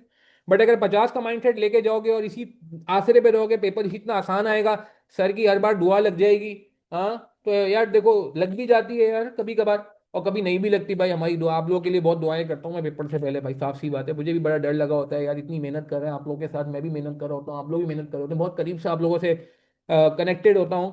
तो सीरियसली स्पीकिंग यार बहुत ही ज़्यादा ध्यान लगा रहता है कि यार बस अल्लाह ताला खैर रख ले, इज्जत रख ले, सबकी, आपकी भी हमारी भी।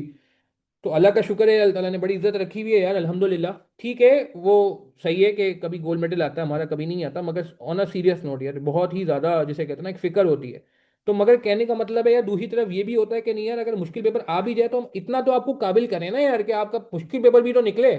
आप मेरी बात समझे? तो मैं इस माइंड सेट से हमेशा कोशिश करता हूँ, हर टाइम में मेहनत करूँ आपके साथ, और अल्लाह का शुक्र है आसान पेपर आता है तो सबका भला हो जाता है। बट मुश्किल पेपर भी जब आता है तो ऐसा नहीं होता ब्लैकआउट होता है, अल्लाह का शुक्र है उसमें भी जो बच्चे एक अच्छे अप्रोच से जाते हैं वो निकल जाते हैं। ठीक है, तो मैं वापस ये बात करूंगा कि यार देखो, आसान पेपर और मुश्किल पेपर के हिसाब से भी मार्क्स को देखना चाहिए, कि अगर मुश्किल पेपर में आपके मार्क्स 48 44 आते हैं तो उसकी बात अलग होती है, और आसान पेपर में अगर कोई मार्क्स आपके 35 38 40 आते हैं तो उसकी बात अलग होती है। ठीक है, मेरी बात समझ आ रही है? तो अब अगर मिसाल के तौर पे अगर आपके इतने मार्क्स हैं तो आप इस पे जा सकते हो, एक तो ये क्राइटेरिया हो गया। दूसरा क्राइटेरिया ये कि अगर आपका कॉन्सेप्ट का कोई मसला नहीं है, आपके कॉन्सेप्ट बिल्कुल पक्के हैं, आपकी कवरेज का भी मसला नहीं है, यानी कि आपने टॉपिक में कोई चीज छोड़ी नहीं है, ये नहीं कि आपने मल्टीलेटरल नेटिंग छोड़ दिया, आर्बिट्राज गेन छोड़ दिया, इनडायरेक्ट हेजिंग छोड़ दिया, हाँ, फॉरेन इन्वेस्टमेंट रिजल्ट छोड़ दिया, डिविडेंड थ्योरी छोड़ दिया, सही है, छोटे टॉपिक्स का नजरिया छोड़ दिया, ऐसा कुछ नहीं है, आपकी पूरी कवरेज है। ठीक है, जो लोग हमसे पढ़ते हैं उनको पता ही है, हम सारी कवरेज क्लास में कर देते हैं। तो फिर और सिर्फ आपको क्या करनी है, सिर्फ आपको रिवीजन करना है और आपको प्रैक्टिस करनी है रीसेंट रिटर्न की खाली, बस। आपको लगता है कॉन्सेप्ट का कोई मसला नहीं है, कोई मसला नहीं, कॉन्सेप्ट मेरे 100 नहीं तो 95% है, कवरेज मेरी 100 नहीं तो 95% है। हाँ, रिवीजन मुझे करना है और प्रैक्टिस करनी है रीसेंट अटेम्प्ट्स की, और अपनी मिस्टेक लॉग वगैरह बना के काम करना है, तो फिर आप जा सकते हो सितंबर अटेम्प्ट में, फिर आप चले जाओ सितंबर में, बिल्कुल चले जाओ। बट अगर आपके कॉन्सेप्ट वीक है, आपका रजिस्टर प्रॉपर नहीं बना हुआ है, ठीक है, आपको प्रैक्टिस बहुत ज्यादा करनी है, आपकी अटेम्प्ट वाइज पेपर बिल्कुल नहीं हुए हुए हैं, आपका थ्योरी पे कोई हाथ सेट नहीं है, यार फिर भाई बाद में आने की जरूरत नहीं, धम्म छुपो। उसकी वजह ये है कि यार आपके पास टाइम ही नहीं है। आज क्या हो गई है, जब हम पोस्ट रिजल्ट सेशन कंडक्ट कर रहे हैं आपके पास, आज हो गई है, कितनी जुलाई हो गई, 19 जुलाई हो गई। 19 जुलाई मतलब अगर पेपर किस दिन है यार, मैं भूल गया डेट, 7 तारीख को है, 6 तारीख को, सैटरडे वाले दिन है बीएफडी का पेपर है, एसबीएफ का पेपर है थे। नहीं नहीं, पेपर किस दिन है यार, ये आ गया है सितंबर का स्केड्यूल, मेरे जहन से निकल गया। देखो देखो, मेमोरी मेरी खराब होने लग गई है लगता है, खैर। तो मान लेते हैं चलो 4 तारीख को पेपर है, ठीक है, तो 15 दिन है ना यार। सैटरडे को है, मुझे डेट तो याद है, मुझे वो डेट याद नहीं आ रही, वो कैलेंडर से निकाल के देख भी सकता हूँ मैं, कोई मसला नहीं है लैपटॉप पे। ठीक है, खैर। तो कहने का मतलब है चलो 15 दिन है ना, वो 45 दिन है ना, 1.5 महीना, 1.5 महीना, 5 तारीख को पेपर है, सही है, 5 को, सॉरी।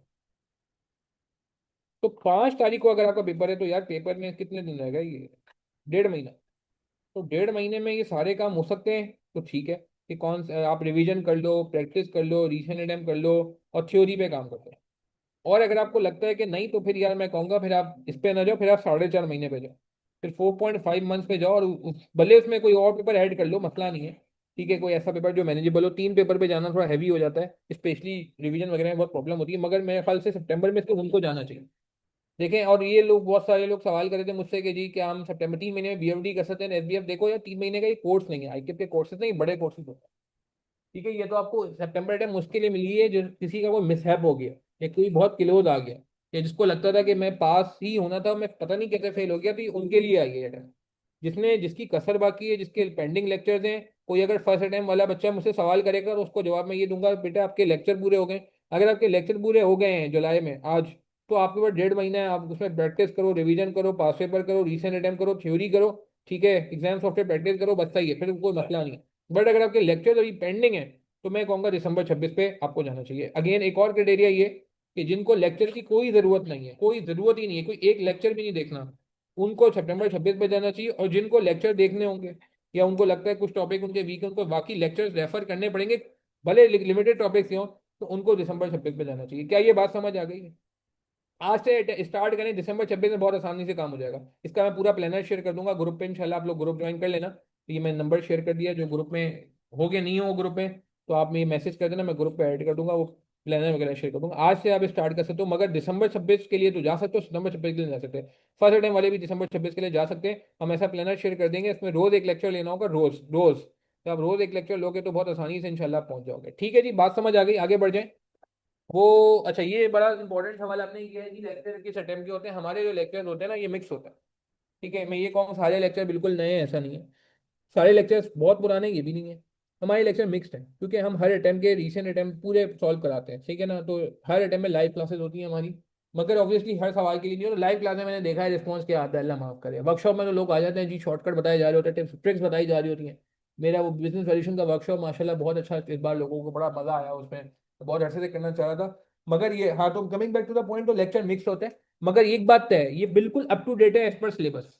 अप टू डेट है एज पर सिलेबस, ऐसा नहीं है कि सिलेबस हमारा कहीं और जा रहा है और लेक्चर कहीं और जा रहा है, ऐसा बिल्कुल भी नहीं है। इसकी गारंटी है, इसकी जिम्मेदारी है ऑब्वियसली। और एक चीज़ और है यार, जो हम हमारे साथ इनरोल होते हैं, बस बात से बात निकली है तो मैं इसलिए बात कर रहा हूँ, वरना मुझे आगे अगले एजेंडे पे जाना है। कि हमारा काम सिर्फ लेक्चर आपको प्रोवाइड करना नहीं होता भाई। लेक्चर के अलावा हमारा काम होता है आपकी इंडिविजुअल क्वेरीज को रिजॉल्व करना। हमारा काम होता है आपको फॉलो अप करना। अगर आपके लेक्चर्स कम है तो आपको जो है ना, क्या कहते हैं, फॉलो अप किया जाता है एडमिन की तरफ से, बकायदा कॉल भी की जाती है। कुछ लोग जो है वो ये आपको बताएंगे कि जिन जो बहुत ज़्यादा खराब पोजीशन होती है उनको कॉल भी करते हैं, मैसेज तो करते ही हैं, फिर अपना वॉइस नोट भी जाता है। फिर इसके अलावा हम टेस्ट भी लेते हैं। लास्ट टाइम 3 टेस्ट हुए थे, मुझे 4 टेस्ट लेने थे, मगर लोगों का रिस्पॉन्स खराब था तो मैंने नहीं लिया, ठीक है। इसके अलावा जो है ना, क्या कहते हैं, आपको पता है लेक्चर्स मतलब रीसेंट अटेम्प्ट वगैरह भी लाइव कराई जाती है, वर्कशॉप भी होता है हमारे एंड में। सितंबर अटेम्प्ट के लिए नहीं होगा, मगर इंशाल्लाह दिसंबर अटेम्प्ट के लिए होगा। तो ये सारी चीज़ें समझे लेक्चर्स के अलावा है, और इंशाल्लाह इससे आपको बड़ा फायदा होगा। अच्छा, एक चीज़ और, इंटरेक्शन कैसे होगी यार, मेरा नंबर भाई इतना पब्लिक हो गया है, जो लोग मुझसे नहीं पढ़ रहे होते वो मुझसे बातें कर रहे होते हैं, सही है ना। तो बस मैं क्या बोलूँ यार, अल्लाह ताला बस टाइम निकाल देता है, मेरा इसमें कोई कमाल नहीं है, कोई कमाल नहीं। अल्लाह ताला बस मुझे टाइम दे देता है, टाइम बरकत डाल देता है, तो मैं सबको जवाब देता हूँ। तो यार ये तो मैं जब मतलब नंबर मेरा पब्लिकली अवेलेबल है तो बस समझो कि तो कोई मसला ही नहीं है यार। और मैं एक ही नंबर रखता हूँ, दो दो नंबर मैंने रखे हुए नहीं है, एक ही मोबाइल है मेरे पास यार। फर्म के लोग भी मुझे इसी में मैसेज कर रहे होते हैं, और आप लोग भी मुझे इसी में मैसेज कर रहे होते हैं। खैर, कॉल पे बात करना यार मुश्किल हो जाता है, क्योंकि इतने मैसेज आ रहे होते हैं, तो मैं कॉल पे कैसे अवेलेबल हूँ यार। कॉल पे सॉरी यार, उसके लिए माजर, अभी नहीं, 2 हफ्ते बाद जब क्वेरीज कम हो जाएंगी बच्चों की, 1 आध हफ्ते बाद, तो फिर हम कॉल पे टाइम सेट कर सकते हैं, कोई मसला नहीं। ठीक है जी, मुलाकात भी हो जाती है, कोई मसला नहीं, मगर कॉल भी का मुश्किल है भाई अभी, तो अभी आजकल, क्योंकि आजकल जो है ना बड़ी क्वेरीज आ रही हैं।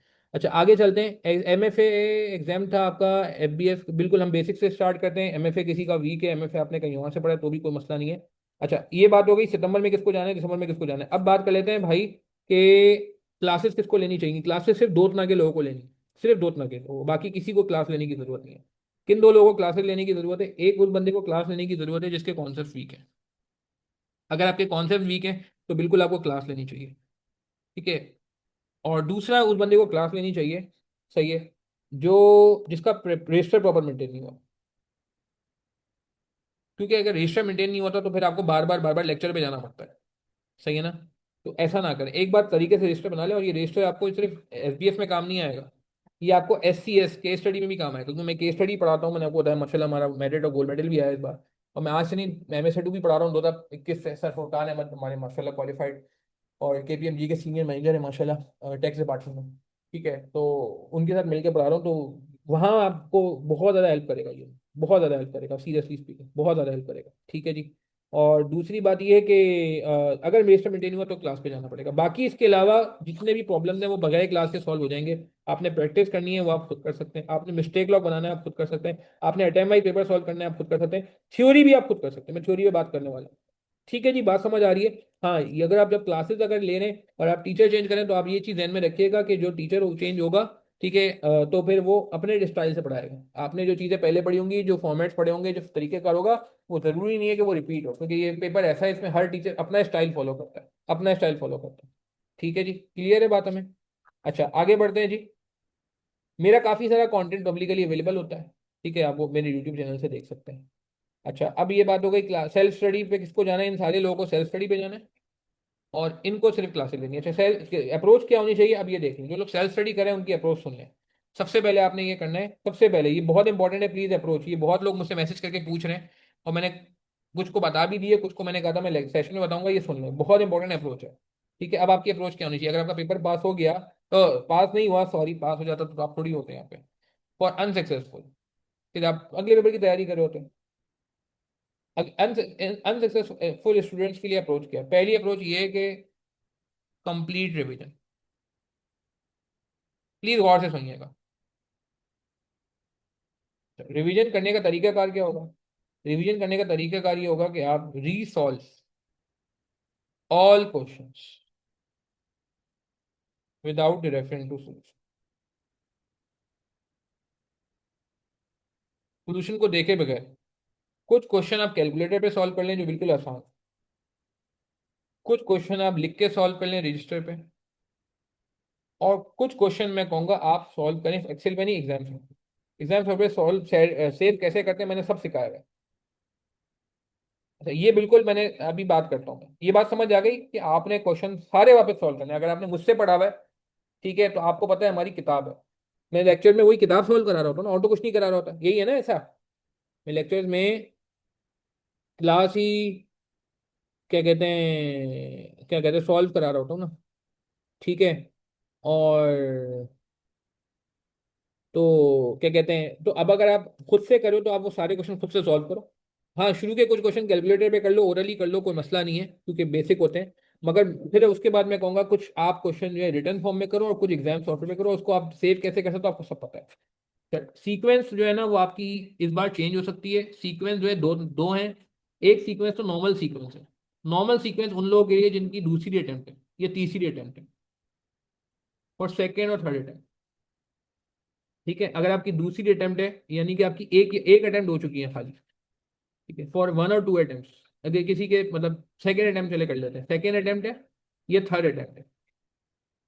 बट अगर आपकी अटेम्प्ट ज्यादा हो चुकी है, ठीक है, यानी कि आपकी दो अटेम्प्ट हो चुकी हैं या तीन अटेम्प्ट हो चुकी हैं, या सॉरी एक तो फिर आप सेकेंड अटेम्प्ट या थर्ड अटेम्प्ट है, तो मैंने कहा नॉर्मल सीक्वेंस फॉलो करना है। इसका मतलब है अगर आपकी तीन अटेम्प्ट हो चुकी है, तो आप एक और स्पेशल सीक्वेंस में भी जा सकते हैं। स्पेशल सीक्वेंस में आप ये कर सकते हैं कि स्टार्ट विद द फॉरेक्स, क्योंकि मसला ये होता है, पता नहीं आप एग्री करेंगे नहीं करेंगे, कि हम स्टार्ट कहाँ से करते हैं? हमें हमें हमेशा इन्वेस्टर बेदल से या वैक से स्टार्ट कर रहे होते हैं, है ना। हम लोग इन्वेस्टर बिल से स्टार्ट करते हैं, कुछ स्टूडेंट बैक से स्टार्ट करते हैं। तो आप इस बार स्टार्ट करो फॉरेक्स से, क्योंकि फॉरेक्स यूजुअली एंड में कवर हो रहा होता है, तो लोगों का फॉरेक्स वीक होता है नहीं है ऐसा? अब्दुल वहाब, बात समझ आ रही है? कि स्ट्रेटजी चेंज कर लो ना, इस बार फॉरेक्स से स्टार्ट करते हैं चलो। और फॉरेक्स का कोई लिंक भी नहीं है, ठीक है, इन्वेस्टमेंट बेदल का लिंक होता है। इन्वेस्टमेंट बेदल और वैक आपस में लिंक हो रहे होते हैं, फिर मर्जर इक्वेशन के अंदर भी वैक और इन्वेस्टमेंट बेदल आ रहा होता है, कैश फ्लो टेक्निक में इन्वेस्टमेंट बेदल आ रहा होता है। और जो क्या कहते हैं डिस्काउंट फैक्टर वगैरह होते हैं, वेटेड बीटा वगैरह होता है, उसमें वैक आ रहा होता है। तो आप business valuation merger equation direct start नहीं कर सकते, उसके लिए आपको पीछे रिवाइज करना पड़ेगा। बट फॉरेक्स आप स्टार्ट कर सकते हो, तो आप फॉरेक्स से स्टार्ट कर लो। ठीक है, एक तो ये बात हो गई।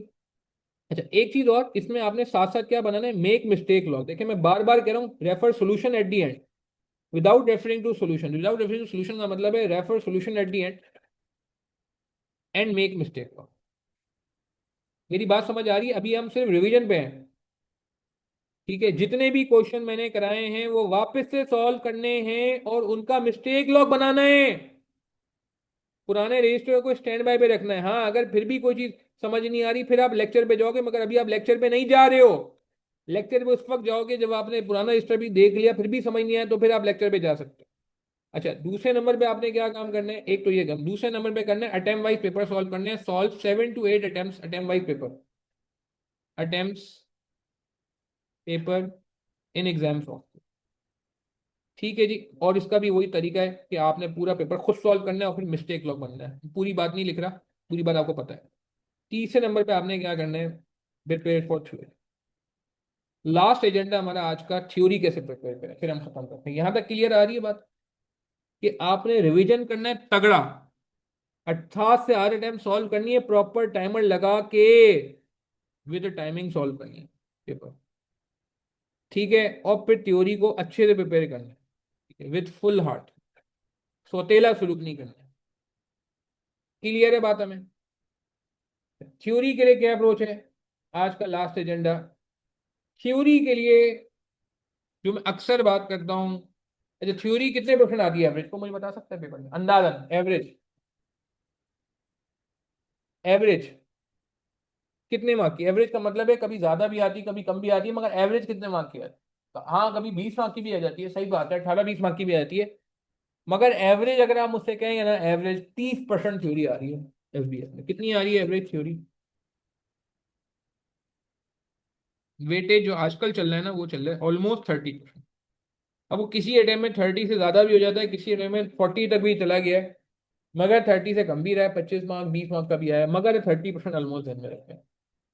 अच्छा, ये 30% कल को अगर ये पढ़ के 50 भी हो गया ना, तो मुझे किसी भी अटेम्प्ट में अगर ये 30 से बढ़ के 50 हो गया, मुझे कोई हैरानी नहीं होगी। ये डायलॉग मेरा पिछली अटेम्प्ट का है, पुराना डायलॉग।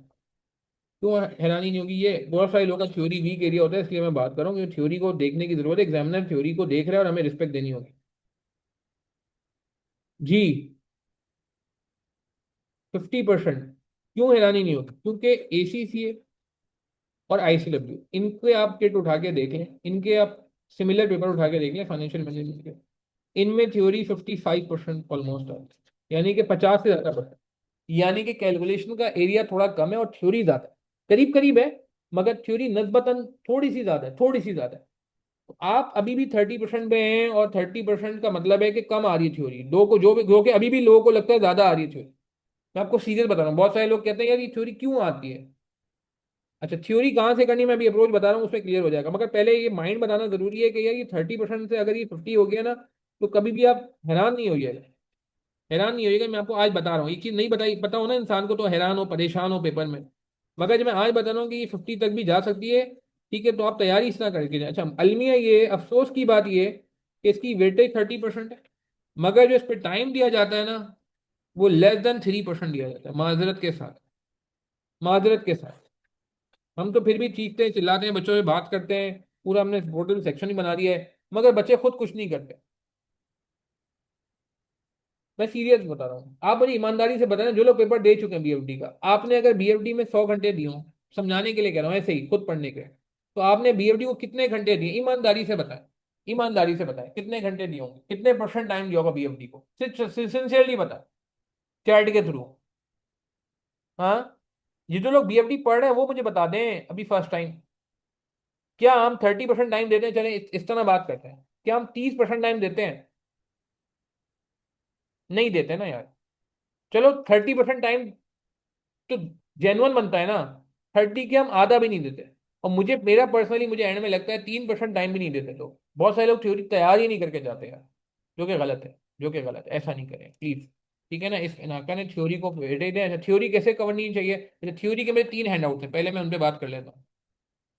पहला हैंड आउट मेरा कौन सा है जी? मास्टर हैंड आउट है थ्योरी का, ये देखा है आप लोगों ने?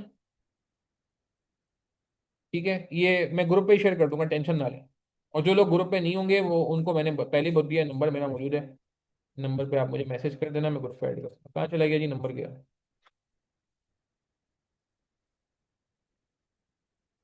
ये नंबर ऊपर आ रहा है ना। ठीक है, खैर अभी वापस आ जाओ जरा। तो एक मेरा मास्टर हैंड आउट है थ्योरी का, सही, अभी दिखाने का टाइम नहीं है यार, टाइम पहुंचो, सेशन लंबा होता जा रहा है और हमें खत्म भी करना है, मुझे लग रहा है असर के बाद मगरिब ना हो जाए। अच्छा, एक हमारा हैंड आउट ये, एक है हमारा थ्योरी पास पेपर्स प्लस सोल्यूशन। देखा ही हैंड आउट आपने मेरा, थ्योरी पास पेपर प्लस सोल्यूशन। तो मैंने 2015 से लेके 2025 तक की थ्योरी को एक जगह जमा कर दी, यानी कि 10 साल, यानी कि 20 अटेम्प्ट। बात समझ रहे हैं? बिल्कुल सही कह रहे हैं, थ्योरी उसी से आती है, मगर अब्दुल वहाब थ्योरी को ना अलग से रिस्पेक्ट भी देनी पड़ती है, कुछ थ्योरी ना अलग से आ भी जाती है। जैसे कि ड्यू डिलिजेंस की थ्योरी है कि ड्यू डिलिजेंस जो है ना वो थ्योरेटिकल टॉपिक है, जैसे डिविडेंड थ्योरीज है वो टॉपिक ही थ्योरेटिकल है। जैसे क्रेडिट एंड लिक्विडिटी रिस्क है, ये टॉपिक ही थ्योरेटिकल है, इसकी थ्योरी नहीं आई है। मगर एक बात कर रहा हूँ, इवेल्युएटिंग फाइनेंशियल परफॉर्मेंस, इसका सवाल आया था 2024 में। ये है ही, इसका कोई वैक्स से फॉरेक्स से मर्जर इक्वेशन से ताल्लुक ही नहीं। तो कुछ ऐसे टॉपिक भी है ना यार थ्योरी के, हमारे मसला ही है। खैर, अच्छा चलो आगे बढ़ते हैं, पहले जरा ये कंप्लीट कर लेता हूँ मैं बात को। थ्योरी पॉसिबल, और तीसरा मेरा हैंडआउट है इवेल्युएटिंग फाइनेंशियल परफॉर्मेंस, ये छोटा सा हैंडआउट है। मेन हैंडआउट ऊपर के दो हैं। ये इसमें रेशियो वगैरह है, और इस पे एक सवाल आया था 2024 में, 25 में भी हल्का फुल्का आया था, वो मैंने डिस्कस किया हुआ है। ठीक है। तो अब ये तीन हैंडआउट आपके सामने आ गए। अब आपने थ्योरी प्रिपेयर कैसे करनी है देख लें जरा। सबसे पहले आप क्या करें, रीड मास्टर हैंडआउट। रीड करने को कह रहा हूँ, रट्टा लगाने को नहीं कह रहा।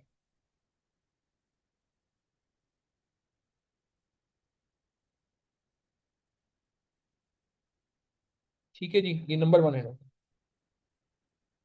ये नंबर टू हैंडआउट। ये नंबर थ्री है। नंबर वन, एंड अंडरलाइन, अगर आपके पास हार्डवेयर मौजूद है, बुक में मैंने डाल दिया वैसे। और हाईलाइट इंपॉर्टेंट पॉइंट्स।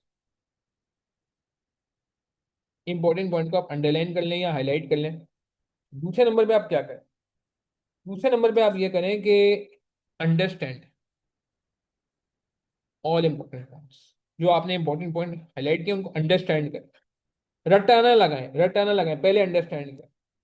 उसके बाद अगर पॉसिबल है, अगर किसी को और अच्छा तैयारी करनी है, write down important points,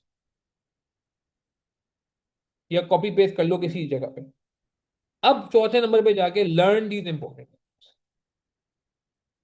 I know time लग रहा है, मगर भाई आप खुद मुझे बताओ, अगर एक चीज की वेटेज 30% है, इंसाफ तो करके जाओ। फिर नहीं कहना कि थ्योरी की वजह से पेपर पास नहीं हुआ। देखो थ्योरी के साथ आप नहीं कर रहे हो इंसाफ, जो मुझे पता है बहुत सारे लोग इंसाफ नहीं करके भी पास हो रहे हैं, अभी मुझे पता है, पता चल जाता है सबका माशाल्लाह। मगर ऐसा नहीं है यार, इसको प्लीज रिस्पेक्ट देनी पड़ेगी। मैंने बताया ना, दूसरे बोर्ड्स में ये 50% तक जा रही है यार। आई कैप भी आप देख रहे हो अपने आप को ट्रांसफॉर्म कर रहा है। पहले थ्योरी 10-15 मार्क की आती थी, अब 30% आ रही है, डबल हो गया है। ये 30 से कब 40 हो जाए, कब 50 हो जाए, we never know, we never know. अभी कुछ अटेम्प्ट पहले 40 मार्क की भी थ्योरी आ चुकी है। मैं आपको सीरियस बता रहा हूँ, आप मेरा हैंडआउट देख लो, थ्योरी का भी टाइम कम है, वरना मैं हैंडआउट दिखा देता। तो ऐसा नहीं करो यार। अच्छा अब आप लर्न करोगे, पहले आपने रीड किया, उसके बाद आपने अंडरस्टैंड किया, उसके बाद आपने राइट किया, अब आपने लर्न। फिर उसके बाद आप क्या करो, सॉल्व करो हैंडआउट टू। हैंडआउट टू कौन सा है जी, थ्योरी पास। सॉल्व करने का मतलब है फुल फ्लैज सॉल्व करेंगे। ये नहीं कि बुलेट पॉइंट बना लिए, ये नहीं कि आपने सिर्फ और सिर्फ वो ओरली सॉल्व कर लिया, फुल फ्लैज सॉल्यूशन होना चाहिए। उसके बाद आप क्या करें, जब आपने सॉल्व कर लिया, क्वेश्चन सॉल्व कर लिया, तो कंपेयर योर आंसर। ये टेक्निक आपको एससीएस में भी हेल्प करेगी, केस स्टडी में भी हेल्प करेगी, with suggested solution and and document your mistakes, missing points. जो आपकी थ्योरी में मिसिंग पॉइंट है या मिस्टेक्स हैं, उनको कहीं डॉक्यूमेंट करें। इन अदर वर्ड, मैं वापस से कह रहा हूं कि थ्योरी का भी मिस्टेक लॉग बना लें। मेरी बात समझ आ रही है, थ्योरी का भी मिस्टेक लॉग बना लें। आप मुझे खुद बताएं, अगर आप ये टेक्निक फॉलो करेंगे तो आपको लगता है कुछ चांस है थ्योरी पे मसला हो। और last but not the least, आप क्या करें, अदर जो हैंडआउट्स हैं हमारे, वो भी आप जरा एंड में स्किप कर लें। जो हैंडआउट नंबर 3 है हमारा, 3। ठीक है, और एक और लिक्विडिटी एंड क्रेडिट रिस्क का एरिया है, जो कभी आया नहीं है मगर आ सकता है, उसको देखें। क्या कोई ऐसा बंदा है, ईमानदारी से बताएं, जो थ्योरी को इस तरीके से रिस्पेक्ट देता हो आप में से? ऐसा है क्या कोई? नहीं ना? कोई ऐसा बंदा है जो कहे मैंने ये थ्योरी पे सारा काम कर लिया ये वाला, फिर भी थ्योरी नहीं? मैं मान नहीं सकता। देखिए यार, ये करना पड़ेगा, मुझे पता है मुश्किल है, थ्योरी दिखते जान जाती है, स्पेशली उस ऐसे पेपर में जिसमें थ्योरी का पेपर नहीं है ना, ये तो कैलकुलेशन का पहला पेपर, मगर क्या करें, थ्योरी इसमें आ रही है। क्लियर है बात हमें भाई? क्या आप इन बातों पे अमल करेंगे भाई? अटेम्प्ट बचानी है। आसान पेपर के बाद भी अगर मार्क्स कम आ रहे हैं, तो भाई इसका मतलब है हमारी मेहनत में कमी थी। हमें अपनी अप्रोच बेहतर करनी है। ठीक है, आपको मेरी थ्योरी पे मैंने मेहनत नहीं की थी, फिर भी मेरे 45 आ गए, मैं क्यों काम करूँ इस पे? नहीं, बेवकूफ़ी है। मैंने आपको पहले ही बता दिया, आसान पेपर में 45 ला के आप अपने आप को धोखा ना दें। पेपर कल को थोड़ा मुश्किल आ गया, एवरेज आ गई, ये 45 कम हो के 35 पे आ जाएगा, गिर जाएगा, करेक्शन आ जाएगी, डिस्काउंटिंग हो जाएगी, रिडक्शन हो जाएगी। ऐसा नहीं करेगा, एडजस्टमेंट हो जाएगी। नहीं, ये एडजस्टेड मार्क्स जो है ना वो कम है आपके, गिवन मार्क्स ज्यादा है। याद है एडजस्टेड पी रेशियो होता है? याद है किसी को एडजस्टेड पी रेशियो होता है? तो प्लीज यार देखें, ये मेरी आपको पूरी स्ट्रेटजी मैंने बता दी है आपको। आपने सारे टॉपिक वापस से रिवाइज करने हैं, सारे टॉपिक को खुद से करना है। उसके बाद आपने अटेम्प्ट वाइज पेपर सॉल्व करने हैं। उसके बाद आपने थ्योरी करनी है। जो लोग क्लासेस फॉलो करेंगे उनके लिए तो बहुत ही आसान है, वो पहले क्लासेस में करते रहेंगे तो सारा उनका कॉन्सेप्ट प्रैक्टिस वगैरह हो जाएगी। फिर वो जाहिर सी तो उनको भी अटेम्प्ट वाइज पेपर करने हैं, ऐसा नहीं है कि नहीं करने, करने हैं। उनको भी थ्योरी करनी है, मगर ये है कि एक गाइडेंस मिल जाएगी और मेन उनका जो मसला है कॉन्सेप्ट का वो हल हो जाएगा। ठीक है जी। बाकी यार मैं वापस वही कहूंगा कि जरूरी नहीं है आप हमसे पढ़ें भाई, बहुत सारे अच्छे अच्छे टीचर हैं, उनसे पढ़ सकते हैं। जरूरी नहीं है आपको क्लासेस की जरूरत पड़े, आप खुद से भी ट्राई कर सकते हैं। मगर मेरी बार बार इस सेशन में एक इल्तिजा है कि इस टॉपिक पेपर का इंसाफ करें, इसके फुल मेहनत करें, थ्योरी के साथ इंसाफ करें, रीसेंट अटेम्प्ट सॉल्व करें, इन प्रॉब्लम्स पे काम करें। ठीक है, सितंबर में जाना है, दिसंबर में जाना है, मैंने आपको क्लियर कर दिया है। ठीक है, ये मिस्टेक सबके सामने, बाकी कोई क्वेरी होती है, कंफ्यूजन नहीं, पूछ लें। एडमिन का नंबर भी शेयर कर देता हूँ, अगर आपको एडमिन से रिलेटेड कोई काम है तो आप डायरेक्ट एडमिन से बात कर लें, क्योंकि मेरे पास तो काफ़ी क्वेरीज आ रही हैं। मैं रिस्पॉन्ड तो कर दूंगा, मगर मेरे रिस्पॉन्स में हो सकता है आपको आज नहीं हो सकेगा, क्योंकि आज तो वैसे ही 2 सेशन थे, इनकी रिकॉर्डिंग वगैरह भी डालनी होती है, तो काफ़ी टाइम लगेगा। बहरहाल अगर किसी को एडमिन से रिलेटेड कोई काम है तो ये मैं एडमिन का नंबर भी शेयर कर रहा हूँ, आप इनसे डायरेक्ट बात कर लीजिएगा, वो आपको सारी चीज़ें बता देंगे। कुछ मैसेज ऐसे आ रहे थे चैट में कुछ देर पहले जो एडमिन रिलेटेड थे, तो मेरे ख्याल से वो एडमिन से ही डिस्कस होने चाहिए। ठीक है जी, ये एडमिन का नंबर है, इनसे आप रब्ता कर सकते हैं। बाकी मेरा नंबर आपके पास है। बाकी यार प्लीज़ एक पॉजिटिव फ्रेम ऑफ माइंड के साथ काम करेंगे, मुझे उम्मीद है इंशाल्लाह पेपर निकलेगा। बाकी मुझे भी ये बता दें कि आपको कोई फ़ायदा हुआ है, बेनिफिट हुआ है ये सारी चीज़ें करके? Is this fine? लग रहा है पेपर कुछ निकल सकता है? कुछ मायूसी कम हुई है? कुछ ऐसा फील हुआ है कि नहीं यार बेहतरी आ सकती है, हमारी अप्रोच बेहतर हो सकती है, हमारी तैयारी बेहतर हो सकती है? चलें यार, अल्लाह ताला सबको कामयाब फरमाए। आखिरी बस आपसे रिक्वेस्ट है, बिल्कुल आखिरी, बिल्कुल आखिरी, मैं जितनी मेहनत कर लूँ, आप जितनी मेहनत कर लें, मैं जितनी अप्रोच बता दूँ, आप जितने टोटके कर लें, यार अल्टीमेटली मैं बताऊँ पेपर पास होता है अल्लाह की मर्जी से, साफ सी बात है। ठीक है, हम कोशिश करेंगे। ये सारी बातें मैंने अपने तजुर्बे से आपको बता तो दी हैं, मगर मैं आपको अपने तजुर्बे से ये भी बता दूं कि भाई पेपर पास होने के लिए ना अल्लाह की मर्जी भी होनी चाहिए। कुछ ऐसे स्टूडेंट होते हैं जिनको देख के लगता है यार इनका पेपर रुकना ही नहीं चाहिए, वो रुक जाते हैं। और कुछ ऐसे स्टूडेंट होते हैं जिनको देख के लगता है कि यार इनको पास होना मुश्किल है, वो पास हो जाते हैं। 55 मार्क का एक बंदे ने एक जमाने में, मैं ये एग्जाम्पल कोट नहीं करता वैसे, बहुत बुरी एग्जाम्पल है, मगर आज कर देता हूँ, मुंह से निकल गई है। मगर ये बहुत अच्छी एग्जाम्पल नहीं है, मगर सिर्फ समझाने के लिए, 55 मार्क कोई बंदा अटेम्प्ट करे, मुझे बताएं ईमानदारी से क्या वो पेपर पास कर सकता है? 55 मार्क्स अटेम्प्ट अटेम्प्ट कर रहा है यार। एक पेपर बंदा ऐसा नहीं, इस अटेम्प्ट में नहीं था, पिछले से पिछले अटेम्प्ट में ऐसा बंदा था, ये एक दो दो तीन अटेम्प्ट पहले, उसने बोला सर मैंने वल्ला 55 मार्क का अटेम्प्ट किया। अब वो मुझे नहीं पता वो सच कह रहा है झूठ कह रहा है, मगर उसने जिस बात, और उसने पेपर के बाद ही मुझे कुछ अजीब सा ही मैसेज किया था कि सर पता नहीं ऐसा होगा वैसा होगा, पता नहीं क्या होगा मेरे साथ। और बाद में 55 मार्क का अटेम्प्ट करके पेपर पास कर गया यार, 55 55। तो इसका मतलब क्या हुआ कि यार आपका भी पेपर पास हो सकता है। ठीक है, तो आप बात वही है कि यार बस अल्लाह ताला की मर्जी जो है जरूरी है। इसके लिए फिर मैं क्या करूं सर? अल्लाह ताला को खुश करने के लिए आप दुआ करें यार अल्लाह ताला से। जब आप दुआ करते हैं इसका मतलब है आप सरेंडर करते हैं, सरेंडर समझते हैं? आप अपने आप अल्लाह ताला के सुपुर्द कर देते हैं, आप कहते हैं अल्लाह ताला को भाई मैं तो कुछ नहीं हूँ, बस मैं कोशिश कर सकता हूँ, मैं कोशिश कर रहा हूँ, कोशिश में कोई कमी नहीं होनी चाहिए। देखिए ना, किसी की भी कोशिश में, ना मेरी कोशिश में कमी होनी चाहिए, ना आपकी कोशिश में कमी होनी चाहिए, बिल्कुल भी नहीं। उसके बाद हम सरेंडर कर देंगे, देखिए कोशिश हमने करनी थी हम कर ली, बस इससे ज्यादा कुछ नहीं कर सकते, उसके आगे आप ही कराएंगे। तो आप जब इस दुआ करते हैं, दिल से दुआ करते हैं, कनेक्शन बनता है, तो यार उसका तो दुआ तो ऐसी है, मैं क्या बोलूँ, दुआ तो इम्पॉसिबल को पॉसिबल कर देती है। मैं अपनी बात करूँ तो मुझे नहीं लगता मैं कोई बहुत बड़ा काबिल आदमी हूँ, नहीं, बिल्कुल भी नहीं, बिल्कुल भी नहीं। ये दुआएं ही हैं जो मुझे चला रही हैं, अब स्टूडेंट्स की दुआएं, पेरेंट्स की दुआएं, दोस्तों की दुआएं, जान पहचान वालों की दुआएं, सीरियसली स्पीकिंग। ठीक है जी, चलें यार यहीं तक रखते हैं, अपना ख्याल रखिएगा प्लीज़, दुआ में याद रखिएगा प्लीज़, मुझे भी याद रखिएगा, मेरी दुआएं भी तमाम स्टूडेंट्स को तो हमेशा रहती हैं, इंशाल्लाह आगे भी रहेंगी। एंड मेहनत भी करेंगे, दुआ भी करेंगे, अल्लाह ताला सबको कामयाब फरमाए, आमीन सुम्मा आमीन। That's all from my side. खुदा हाफिज़।